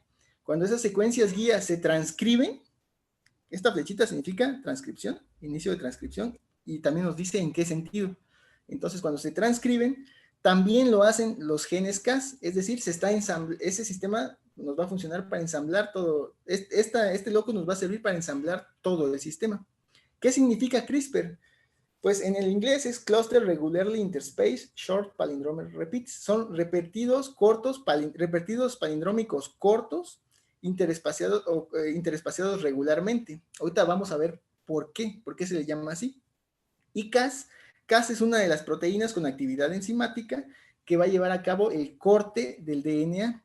Aquí sí estamos hablando de nivel de DNA, estamos hablando de que vamos a quitar parte del DNA, es decir, vamos a quitar un gen o vamos a meter un gen. Ya no estamos hablando a nivel de mensajero, estamos hablando a nivel de DNA, y recordemos que todo lo que se haga a nivel de DNA se va a quedar ahí para las siguientes generaciones, es decir, va a ser un carácter que va a ser transmitido a las siguientes generaciones. Por eso es que este sistema es tan ampliamente discutido y muy útil. ¿Por qué? ¿Por qué nos interesaría que algo que nosotros introduzcamos sea transferido a las siguientes generaciones? ¿Alguien se puede imaginar desde el punto de vista de salud por qué? ¿Sería, por ejemplo, con lo de la hemofilia, que ya no se presentaría como en las siguientes generaciones? Ajá, o incluso si se detecta la hemofilia o que se sabe que si hay antecedentes hemofílicos o se detectan que puede ser transmitido en la línea germinal, o cualquier enfermedad de línea germinal puede ser tratada directamente y se estaría eliminando el defecto que genera esa enfermedad. Es decir, nosotros nosotros no, los que trabajan con el sistema en medicina pueden ser capaces de hacer un cambio a nivel de DNA que sea heredable, un cambio obviamente útil, que genere alguna utilidad. En este caso, estábamos hablando de la proteína ADO1. Nosotros podríamos modificar el gen que está mal para que siempre se genere la proteína de manera correcta, por ejemplo, o en hemofilia, o en alguna enfermedad que ustedes quieran estudiar. Por eso este sistema es tan maravilloso como se ha hablado, y sobre todo muy útil. ¿Cómo se lleva a cabo? Bueno, hay que tener en cuenta que este sistema originalmente se descubrió en bacterias, y es el sistema que se le podría, con respeto de los inmunólogos, es el sistema adaptativo de las bacterias. ¿Por qué? Ahorita vamos a ver por qué. Primero vamos a ver un esquema general, lo más sencillo posible, de cómo se lleva a cabo este sistema. Entonces nosotros sabemos que las bacterias generalmente son infectadas por fagos. Estos fagos, cuando infectan bacterias, le introducen una secuencia de DNA. Ese DNA, CRISPR es el sistema encargado de defender a las bacterias de que se introduzca no de que se introduzca, sino de que ese DNA sea transcrito, de que sea integrado en el genoma. Por lo tanto, por eso se dice que es su sistema inmune. Una vez que ese DNA entra, el sistema es el encargado de cortar ese DNA para que no genere el bacteriófago. Entonces, ¿qué se necesita para que este sistema funcione? Para que este sistema funcione se requiere de un guía. Originalmente era un RNA guía, pero pues, actualmente puede ser un guía de DNA o de RNA. Entonces, un guía quiere decir, necesitamos una secuencia complementaria a la secuencia que queremos editar o mutar o silenciar. Entonces, recordemos, necesitamos un guía. Vamos a ir de menor complejidad a mayor complejidad. Entonces, si tienen alguna pregunta, con confianza. Ok, ya que tenemos nuestro guía. Sí, adelante. Perdón que te interrumpa. Lo anterior que decía que era como el sistema de defensa, ¿es la enzima de restricción? Puede ser considerada como una enzima de restricción, pero es más complejo que eso. Ahorita vamos a ver cuál es la actividad enzimática de Cas. Entonces, ahorita que veamos el esquema completo con los componentes completos, ahí lo vamos a aclarar un poco más. Aquí vamos parte por parte de lo muy general a lo particular para que se vaya entendiendo. Porque es un sistema originalmente, o sea, de cuando fue descubierto, muy complejo. Entonces, vamos entendiendo primero sus partes y después cómo se utilizan sus partes y después las aplicaciones. Pero sí, ahorita lo vamos a ver a fondo. Ok, entonces, entendiendo qué es el sistema de defensa de la bacteria contra el bacteriófago. Ok, posteriormente hay que entender que se requiere de un guía. ¿Cómo reconocer ese DNA? Ahorita vamos a ver cómo funciona ese proceso. Requerimos de un guía y requerimos de una proteína que tenga actividad enzimática y que corte al DNA que reconoció nuestro guía. Ese va a ser la función de Cas, que tiene una función de nucleasa, es decir, corta el DNA. ¿Ok? Corta DNA de doble cadena. Una vez que el sistema está ensamblado, tenemos varios componentes. Nuestro guía, ¿ok? Que es el moradito, que se unió a la parte que nos interesa. Aquí donde están las tijeras cortando, ¿ok? Este moradito claro es la parte que nosotros queríamos editar del gen, es decir, la secuencia complementaria. ¿Sí lo pueden ver? Sí. Sí. ¿Ok? Esto que está en morado oscuro es una secuencia scaffold que le permite, que sin ella, el Cas, que está aquí, no podría reconocer al guía. Es decir, esa secuencia scaffold tiene que estar fusionada al guía. O sea, tiene que estar el guía fusionado a esa secuencia para que cuando reconozca la parte del DNA que nosotros nos interesa silenciar, ese conjugado sea reconocido por la nucleasa Cas. Una vez que están esos componentes, es cuando se lleva a cabo la edición o el silenciamiento. Ahorita vamos a ver qué es un dominio PAM, porque ese es otro de los componentes que hace falta, pero lo vamos a ver con una imagen más a profundidad. Pero a grandes rasgos, este es el sistema de Cas, a muy grandes rasgos, de manera muy general. Ustedes tienen que entender que estos son los componentes de Cas, lo que le genera la especificidad. Eso quiere decir que nosotros podemos modificar cualquier parte del DNA siempre y cuando nosotros conozcamos la secuencia exacta que queremos modificar. ¿Ok? Entonces, una vez que se forma, tiene diferentes aplicaciones para la edición genética. Ahora, lo que les mencionaba, este es el locus de CRISPR. Pero, ¿qué significa esto? O sea, ¿a mí qué me dice esto? Bueno, lo vamos a ver con este pequeño dibujo. El sistema de CRISPR se puede dividir, el nativo, el que se descubrió en las bacterias, se puede dividir en el proceso de adquisición y de interferencia. El de interferencia, pues es el que se le llama la inmunidad de las bacterias. Nosotros tenemos aquí diferentes bacteriófagos con diferentes genomas. Cada uno de esos bacteriófagos va a introducir sus genomas y esos DNAs se van a integrar, la bacteria los va a integrar con el uso de otras proteínas que aquí no se muestran, en su propio DNA, específicamente, ojo, específicamente en una región del DNA de la bacteria, que es donde están los repetidos. Es decir, nosotros tenemos un repetido, aquí en negrito, y podemos ver cómo integró el DNA de este bacteriófago en color azul, y después el de rojo, y después el del verde. ¿Para qué hace eso la bacteria? Bueno, una vez que los tiene en su DNA, cuando transcribe ese locus, cuando transcribe esos genes, nosotros tenemos algo que se llama pre-CRISPR RNA, o sea, vamos a tener un mensajero todavía no maduro de ese RNA, y también se está transcribiendo el RNA trans-CR, que significa transactivador de CRISPR, que es lo que va a generar que cuando el sistema cuando se transcriban estos circulitos de colores, esos circulitos de colores son lo que le va a dar la especificidad, es decir, esos círculos de colores se van a transcribir para generar el guía. ¿Qué quiere decir esto? El guía que estamos viendo anteriormente.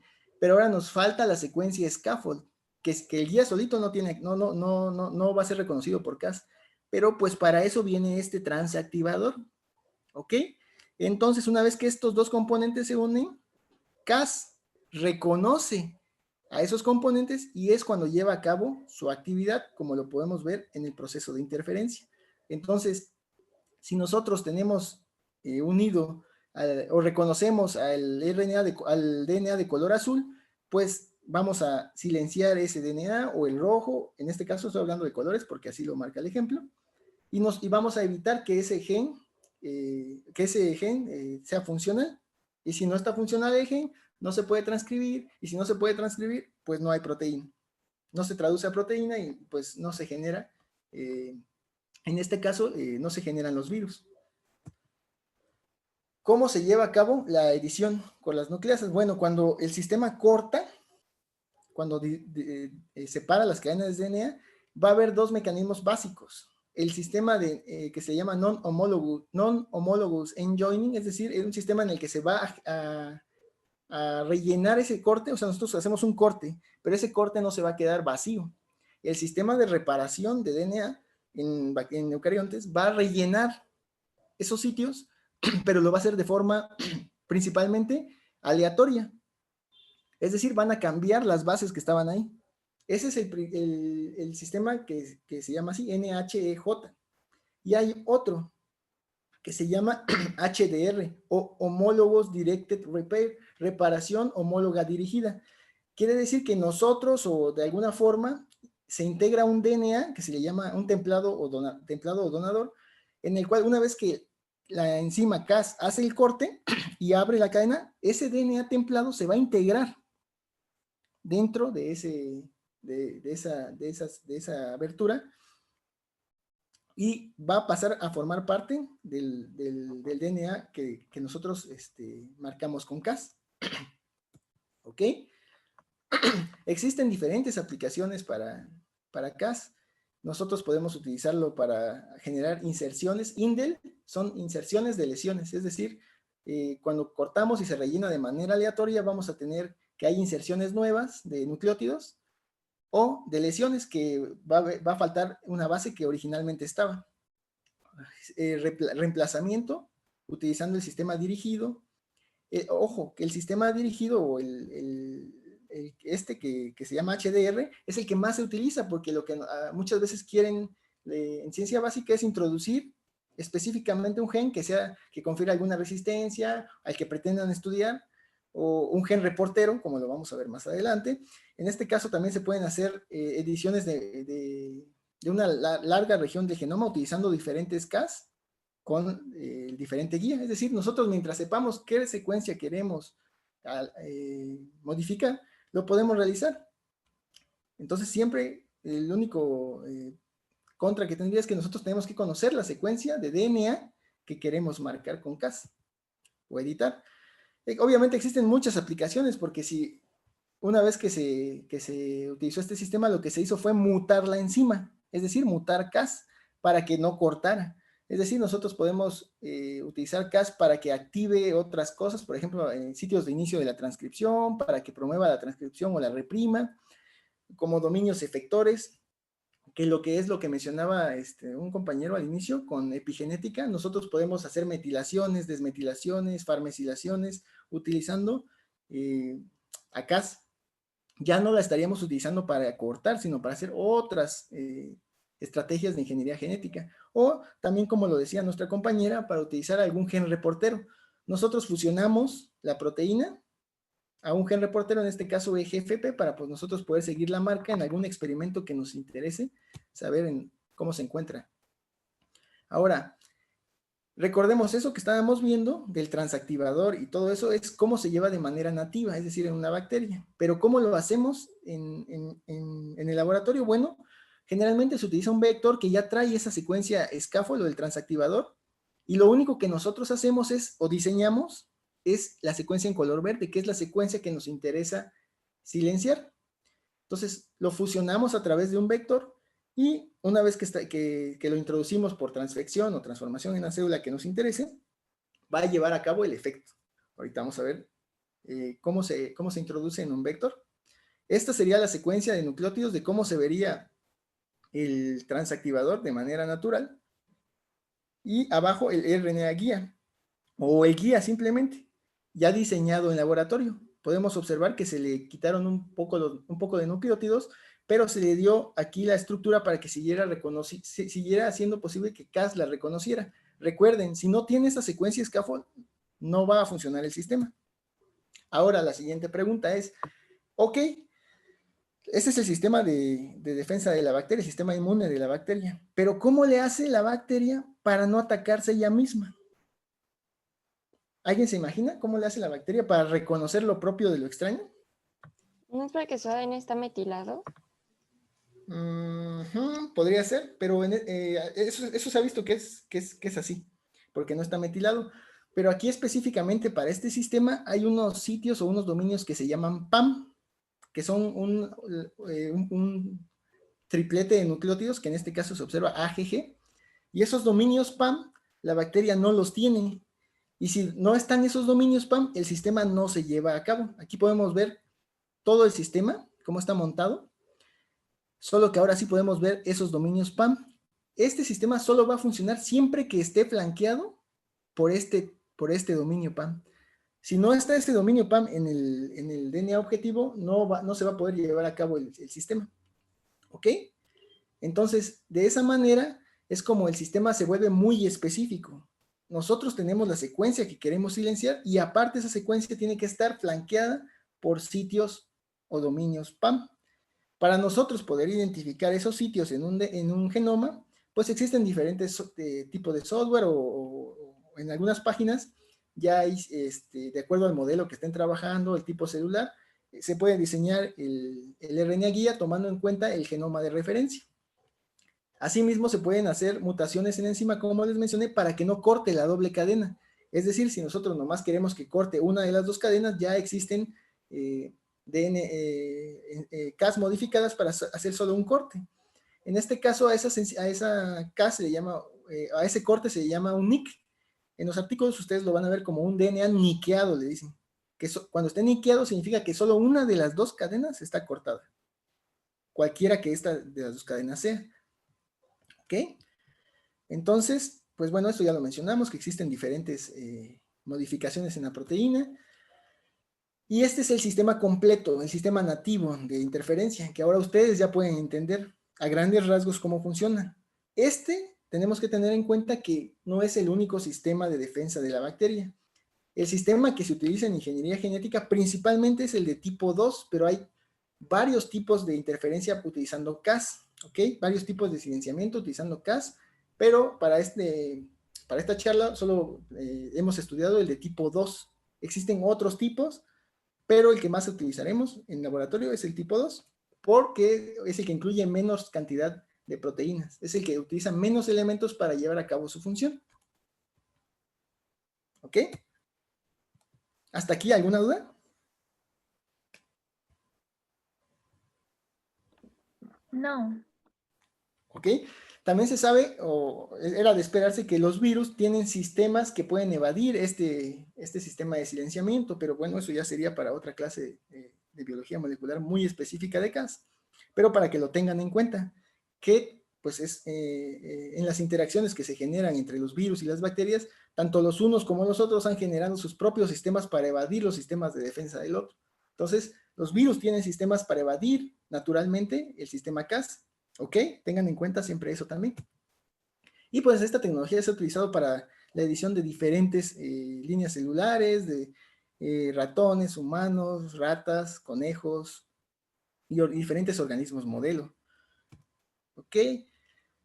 Esta línea del tiempo lo único que señala es que cómo ha este sistema desplazado a otros sistemas, como los TALENs o los ZFN, los dedos de zinc, que pues eran ampliamente utilizados hasta el desarrollo de tecnología de CRISPR. ¿Por qué el sistema interferente no lo sustituyó a los anteriores, a TALENs y a los dedos de zinc? Pues porque recordemos que el sistema de interferencia actúa a nivel de RNA, y si nosotros estamos estudiando, por ejemplo, partes del genoma que no se traducen como los intrones, que no se transcriben como los intrones o alguna otra región, o queremos estudiar transcripción a nivel de DNA, pues no lo podemos hacer utilizando el sistema de interferente. Por eso se utilizaban algunas otras técnicas que actuaban a nivel de DNA. Actualmente todo se hace con Cas a ese nivel. Entonces aquí podemos ver cómo Cas, tanto en literatura como en todos lados, comenzó a desplazar de manera impresionante a todas las demás tecnologías. ¿Ok? Y estas son algunas de las aplicaciones principales del sistema. Nosotros podemos ver desde edición de diferentes cultivos, generar líneas de ratones para estudio de laboratorio, y la que más genera controversia, pues es y como ya las noticias lo dieron a conocer, con un investigador chino que modificó unos humanos, bueno, bebés. Eso es lo que más causa controversia con este modelo, hasta dónde es capaz de llegar o cuáles serían los límites éticos de esta tecnología, pero pues ese tema no lo tocaremos en esta charla. Y algunas de las compañías más representativas de este sistema, algunas de las bases de datos en las cuales ustedes pueden encontrar ayuda para cuando están diseñando algún sistema de Cas, algunas bases de datos que contienen genomas o plásmidos que ustedes pueden obtener, o algún tipo de vector. Como lo mencionaban al inicio del curso, pues estos son los actores principales, a los que se consideran los descubridores. Obviamente hay un gran equipo, pero estos son los más representativos. Jennifer Doudna, de la Universidad de Berkeley, y Emmanuel Charpentier, actualmente es la directora de los institutos, ¿cómo se llaman? Se me olvidó el nombre. Los alemanes, se me fue el nombre. Alemán, el Max Planck, ¿no? Ajá, del Max Planck Institute, exactamente. Y Pensang está en el Broad Institute, que el Broad Institute es un laboratorio donde colabora el Harvard y el MIT.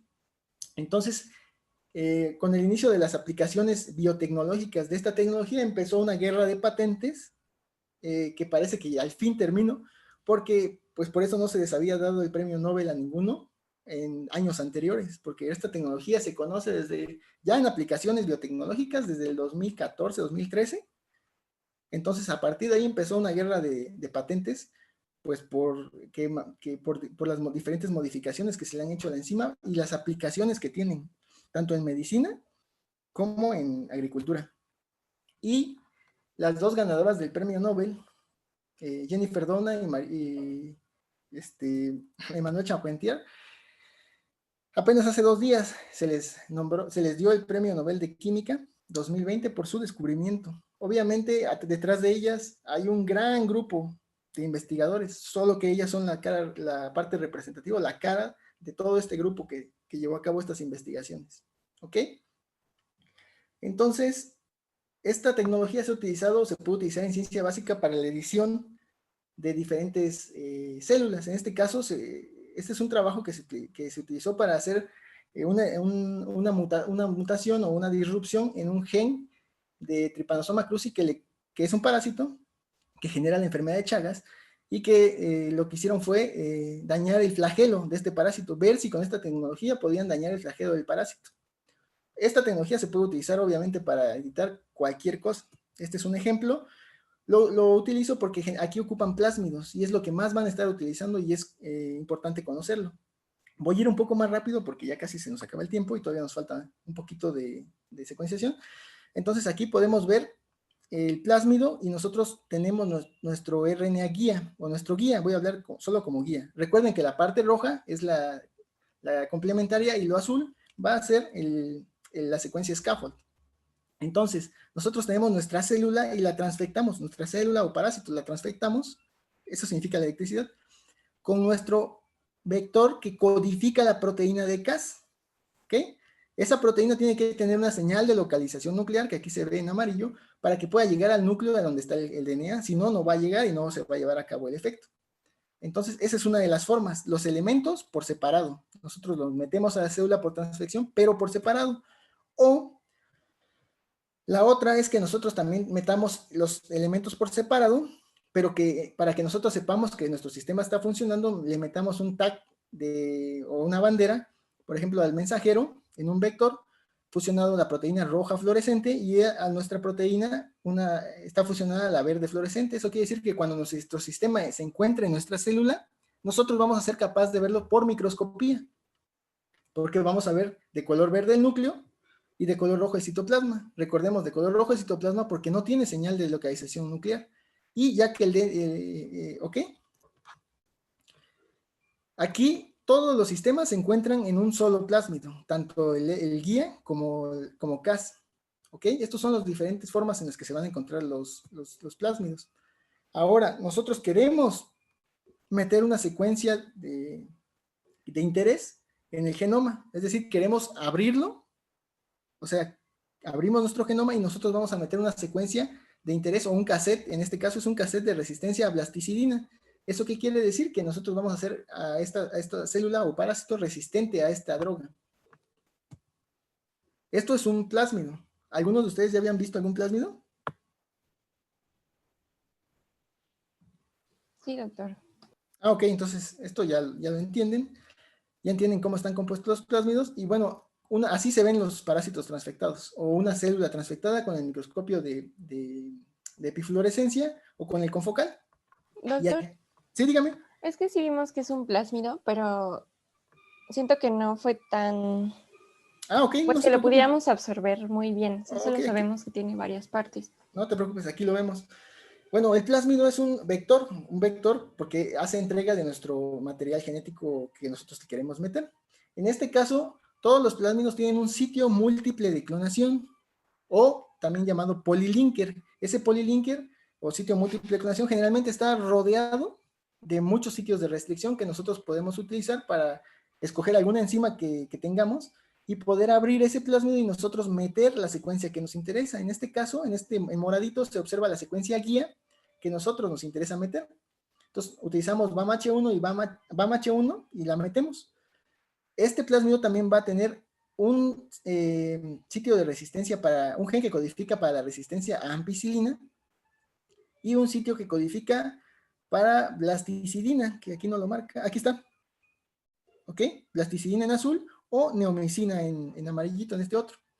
Porque como nosotros vamos a estar llevando a cabo durante el proceso, vamos a meter nuestro plásmido en bacterias para obtener mucho plásmido, mucho DNA, y después y para seleccionar esas bacterias pues necesitamos ampicilina. Y después de que tengamos mucho DNA de esas bacterias, ese DNA lo vamos a transfectar en nuestras células objetivo, en nuestras células finales. Y para que nosotros podamos seleccionar dentro de esas células necesitamos otro gen de resistencia. En este caso, para eso se usa la neomicina o blasticidina. ¿Ok? Básicamente, eso serían. Y bueno, aquí también está fusionado, esto en color verde, está fusionada la proteína verde fluorescente a Cas. Por eso es que cuando lo metamos en algún sitio, también se va a expresar y vamos a poder ver nuestra proteína verde. ¿Tienen alguna pregunta específica sobre los plásmidos?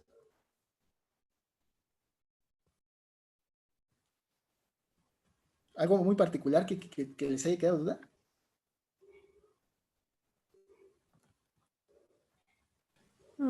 Es que habíamos visto que tenía genes de selección, entonces en este caso pueden ser múltiples genes, o sea, un gen de interés y el otro gen que reporte. Sí, tú puedes meterle tantos genes como sea posible, siempre y cuando no interfieran con el marco de lectura del gen de interés. O sea, tú, si de acuerdo a las necesidades o al procedimiento que tú pretendes realizar, tú le puedes meter a un vector los genes que consideres necesarios. Esa es la ventaja de un plásmido, de un vector, que tú puedes ajustarlo a tus necesidades. ¿Y esto es dentro del polylinker? Sí. ¿Por qué dentro del polylinker? Porque si ustedes meten dentro de otro sitio, es probable que interfieran la transcripción de otro gen, o sea, el marco de lectura de otro. Por ejemplo, si yo aquí, digamos en este donde se ve mi flechita, quiero meter bueno, déjenme ver, aquí. Si yo quiero meter mi guía, por ejemplo, acá imaginemos que en ampicilina o en blasticina tengo una enzima de restricción, que es la única que tengo en el laboratorio. Y yo digo, bueno, pues lo meto ahí. Pues, ¿qué va a pasar? Que estoy cortando, estoy interfiriendo con el marco de lectura de ese gen. Es decir, yo estoy metiendo mi gen guía dentro de la resistencia a blasticina y cuando yo le agregue blasticina, ya no va a funcionar la blasticina, entonces se va a morir no va a funcionar como método de selección. Por eso es que se usa el polylinker, porque esa es una zona en la que ustedes no van a afectar nada más de los diferentes componentes del vector. ¿Ok? Y en el polylinker son enzimas de restricción específicas que se deben usar para poder meter un gen. Exactamente. Aquí no se muestra porque este es específico para Cas, pero en un vector siempre va a traer el sitio múltiple clonación o polylinker y va a traer muchísimas enzimas que ustedes van a poder utilizar. Entonces, ustedes escogen la que tienen en el laboratorio y pues si no, la pueden comprar, dependiendo de cuál les interese a ustedes utilizar. Pero hagan de cuenta que un polylinker, pues en algún plásmido sería esto en color gris, que tendrían todo eso lleno de sitios de restricción de diferentes enzimas, para que ustedes ahí puedan utilizar las que mejor les convengan para meter el inserto que ustedes consideren. Entonces, o sea, tomar siempre eso en cuenta. Hacer o meter su secuencia en el polylinker. Por esa razón. Gracias, doctor. No hay de qué. Bueno, entonces aquí voy a ir un poco más rápido porque pues todavía nos falta un poquito tocar. Una vez que nosotros hacemos estos experimentos, tenemos que hacer análisis funcionales, o sea, tenemos que demostrar que está funcionando el sistema. Esos serían los análisis funcionales, y aquí pues lo que hicieron fue una microscopía en donde se ve que en efecto el flagelo pues se queda como dividido como un pulpo y ya no le es útil al parásito. Aquí lo podemos ver. Se despega del cuerpo. Hacen también microscopía, lo analizan desde las diferentes perspectivas, desde el punto de vista de fenotipo, desde el punto de vista de si está o no la proteína. Aquí podemos ver que este es un Western blot y podemos ver que siempre en los Western pues, hay un el control de carga, la tubulina, que es un gen constitutivo y no tendría por qué cambiar. Sin embargo, aquí en las proteínas que ellos están, en los genes que ellos mutaron, ven menos proteína. Pero si se dan cuenta, ven menos proteína, ya no ven. Eso se le llama fuga. Eso quiere decir que probablemente el parásito o la célula tiene más alelos o el gen es multicopia y ustedes solo están silenciando una de las copias. Eso siempre tienen que tener en cuenta, que si están silenciando los dos alelos y si ese gen tiene más copias va a tener más alelos. Todo eso tienen que tener en cuenta para cuando hagan su edición con CRISPR y luego comprobar que se esté llevando a cabo esa edición. ¿Ok? Todo esto es lo mismo, están comprobando desde diferentes perspectivas que se lleva a cabo la edición. Aquí lo están haciendo a nivel de mensajero. ¿Ok? Aquí lo están haciendo a nivel de DNA utilizando sort and blot. Aquí utilizan un orden para ver la expresión y pues pueden ver que en el wild type, en WT, pues está normal. ¿Por qué? Porque el wild type pues es el control que no está modificado genéticamente. ¿Ok? Y los demás se ve menos expresión. Espero que no estén así hasta ahorita. ¿Alguien está así? Yo creo que a lo mejor varios porque es mucha información, ¿verdad, chicos? Sí. No se preocupen. Sí, dígame. Tengo una duda. Bueno, me puse a leer lo del Sorenblot y Norenblot y entonces me quedó ahí como la duda, ¿cuál es la diferencia entre uno y otro? O sea, nada más Esas no es te que... apures, las vamos a ver más adelante cuando veamos ok. las técnicas inmunológicas. Ahí vamos a ver Western, Southern y Northern. De hecho, son las que siguen. Mira. Son las que siguen en el temario, si no mal recuerdo. Igual citometría. Sí. Vamos a ver, cuando veamos todas las técnicas inmunológicas, vamos a ver esto. Y todos esos métodos son los que se van a utilizar para comprobar que el silenciamiento que ustedes hicieron es correcto, porque lo tienen que comprobar. ¿Ok? Entonces, saltemos todos estos. Aquí es otro ejemplo de cómo se utilizaba también para cuando ratones que no pueden ver, se hizo la edición para que pudieran también, que se modificaran para que pudieran ver. Esta es una mutación que se llama CRIC-C. Cuando ustedes vean este símbolo de menos sobre menos, o menos entre menos, significa que los dos alelos del mismo gen, recuerden, cada gen tiene un alelo que es el que también tenemos que silenciar. Los dos alelos están silenciados, ¿ok? Cuando vean ese símbolo, significa que los dos alelos están silenciados. Por ejemplo, si ven ese símbolo y ven, no sé, interleucina 17, menos sobre menos, ¿qué significa? Que no va a codificar en ningún caso para la interleucina 17, porque los dos alelos no pueden. Exacto, están silenciados. Exactamente. Y bueno, todo esto se los voy a dejar en las referencias por si quieren estudiar a fondo o les llama la atención algo en particular. Y en las referencias van a encontrar muchos más ejemplos en la medicina de cómo se ha utilizado. Obviamente esto es a nivel de investigación básica, no se ha llevado a la clínica, entonces ojo con eso.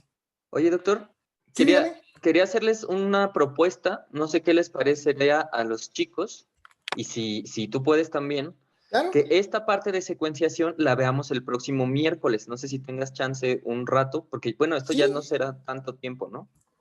No, sí, estaría en corto, pero sí está explicado para que puedan cada quien diseñar su estrategia de secuenciación y todo, ¿no? Desde cómo funciona, cómo se hace la técnica y cómo se ve la técnica. Claro. Entonces, pues como vean, yo propongo esto, que esta parte de secuenciación que también es importante, en realidad todas son importantes, chicos, no tanto, a lo mejor no van a hacer ustedes con sus manitas un silenciamiento o un organismo transgénico, pero sí van a leer artículos en los que se hace. Entonces, sí es importante que les quede bien claro esto y así aprovechamos para que asimilen esta información de las modificaciones genéticas y otro día pudiéramos ver esto de secuenciación. ¿Qué les parece? Sí, doctor, estaría muy bien. Sí, doctor, por favor. Sí, doctor. Sí, doctor, igual si nos hace como favor de darnos ejemplos de los tres en la siguiente clase para quedar como más claros. Ah, perfecto, sí, claro que sí. Claro, pues no sé igual si tú puedes, doctor, mandar esta la presentación para irla estudiando y volver a repasar, porque sí fue mucha información. Sí, les digo que les voy a subir el video. Y además la presentación me la va a pasar el doctor. Sí, se la mando al doctor Pablo y ya él se las manda para que puedan estudiar, les salgan muchas dudas que me pregunten en la siguiente y podamos resolverlas y aparte utilizar eso para pasar al tema de secuenciación. Que pues para allá va la medicina. Sí, dígame. ¿Qué te parece el próximo miércoles 14 a las 10 de la mañana? Me parece perfecto. ¿Perfecto? Ustedes también pueden, chicos, creo, ¿verdad? Creo que sí. Bueno, Pues entonces, Doctor, muchísimas... una última pregunta. Gracias, ok. Nada más. Es que dijo que transducción era en virus, pero, o sea, ¿modificar genéticamente un virus o la transfección hecha con virus? La transfección hecha con virus. Ah, ok, gracias. Okay. Muy bien. Bueno, chicos, pues muchísimas gracias.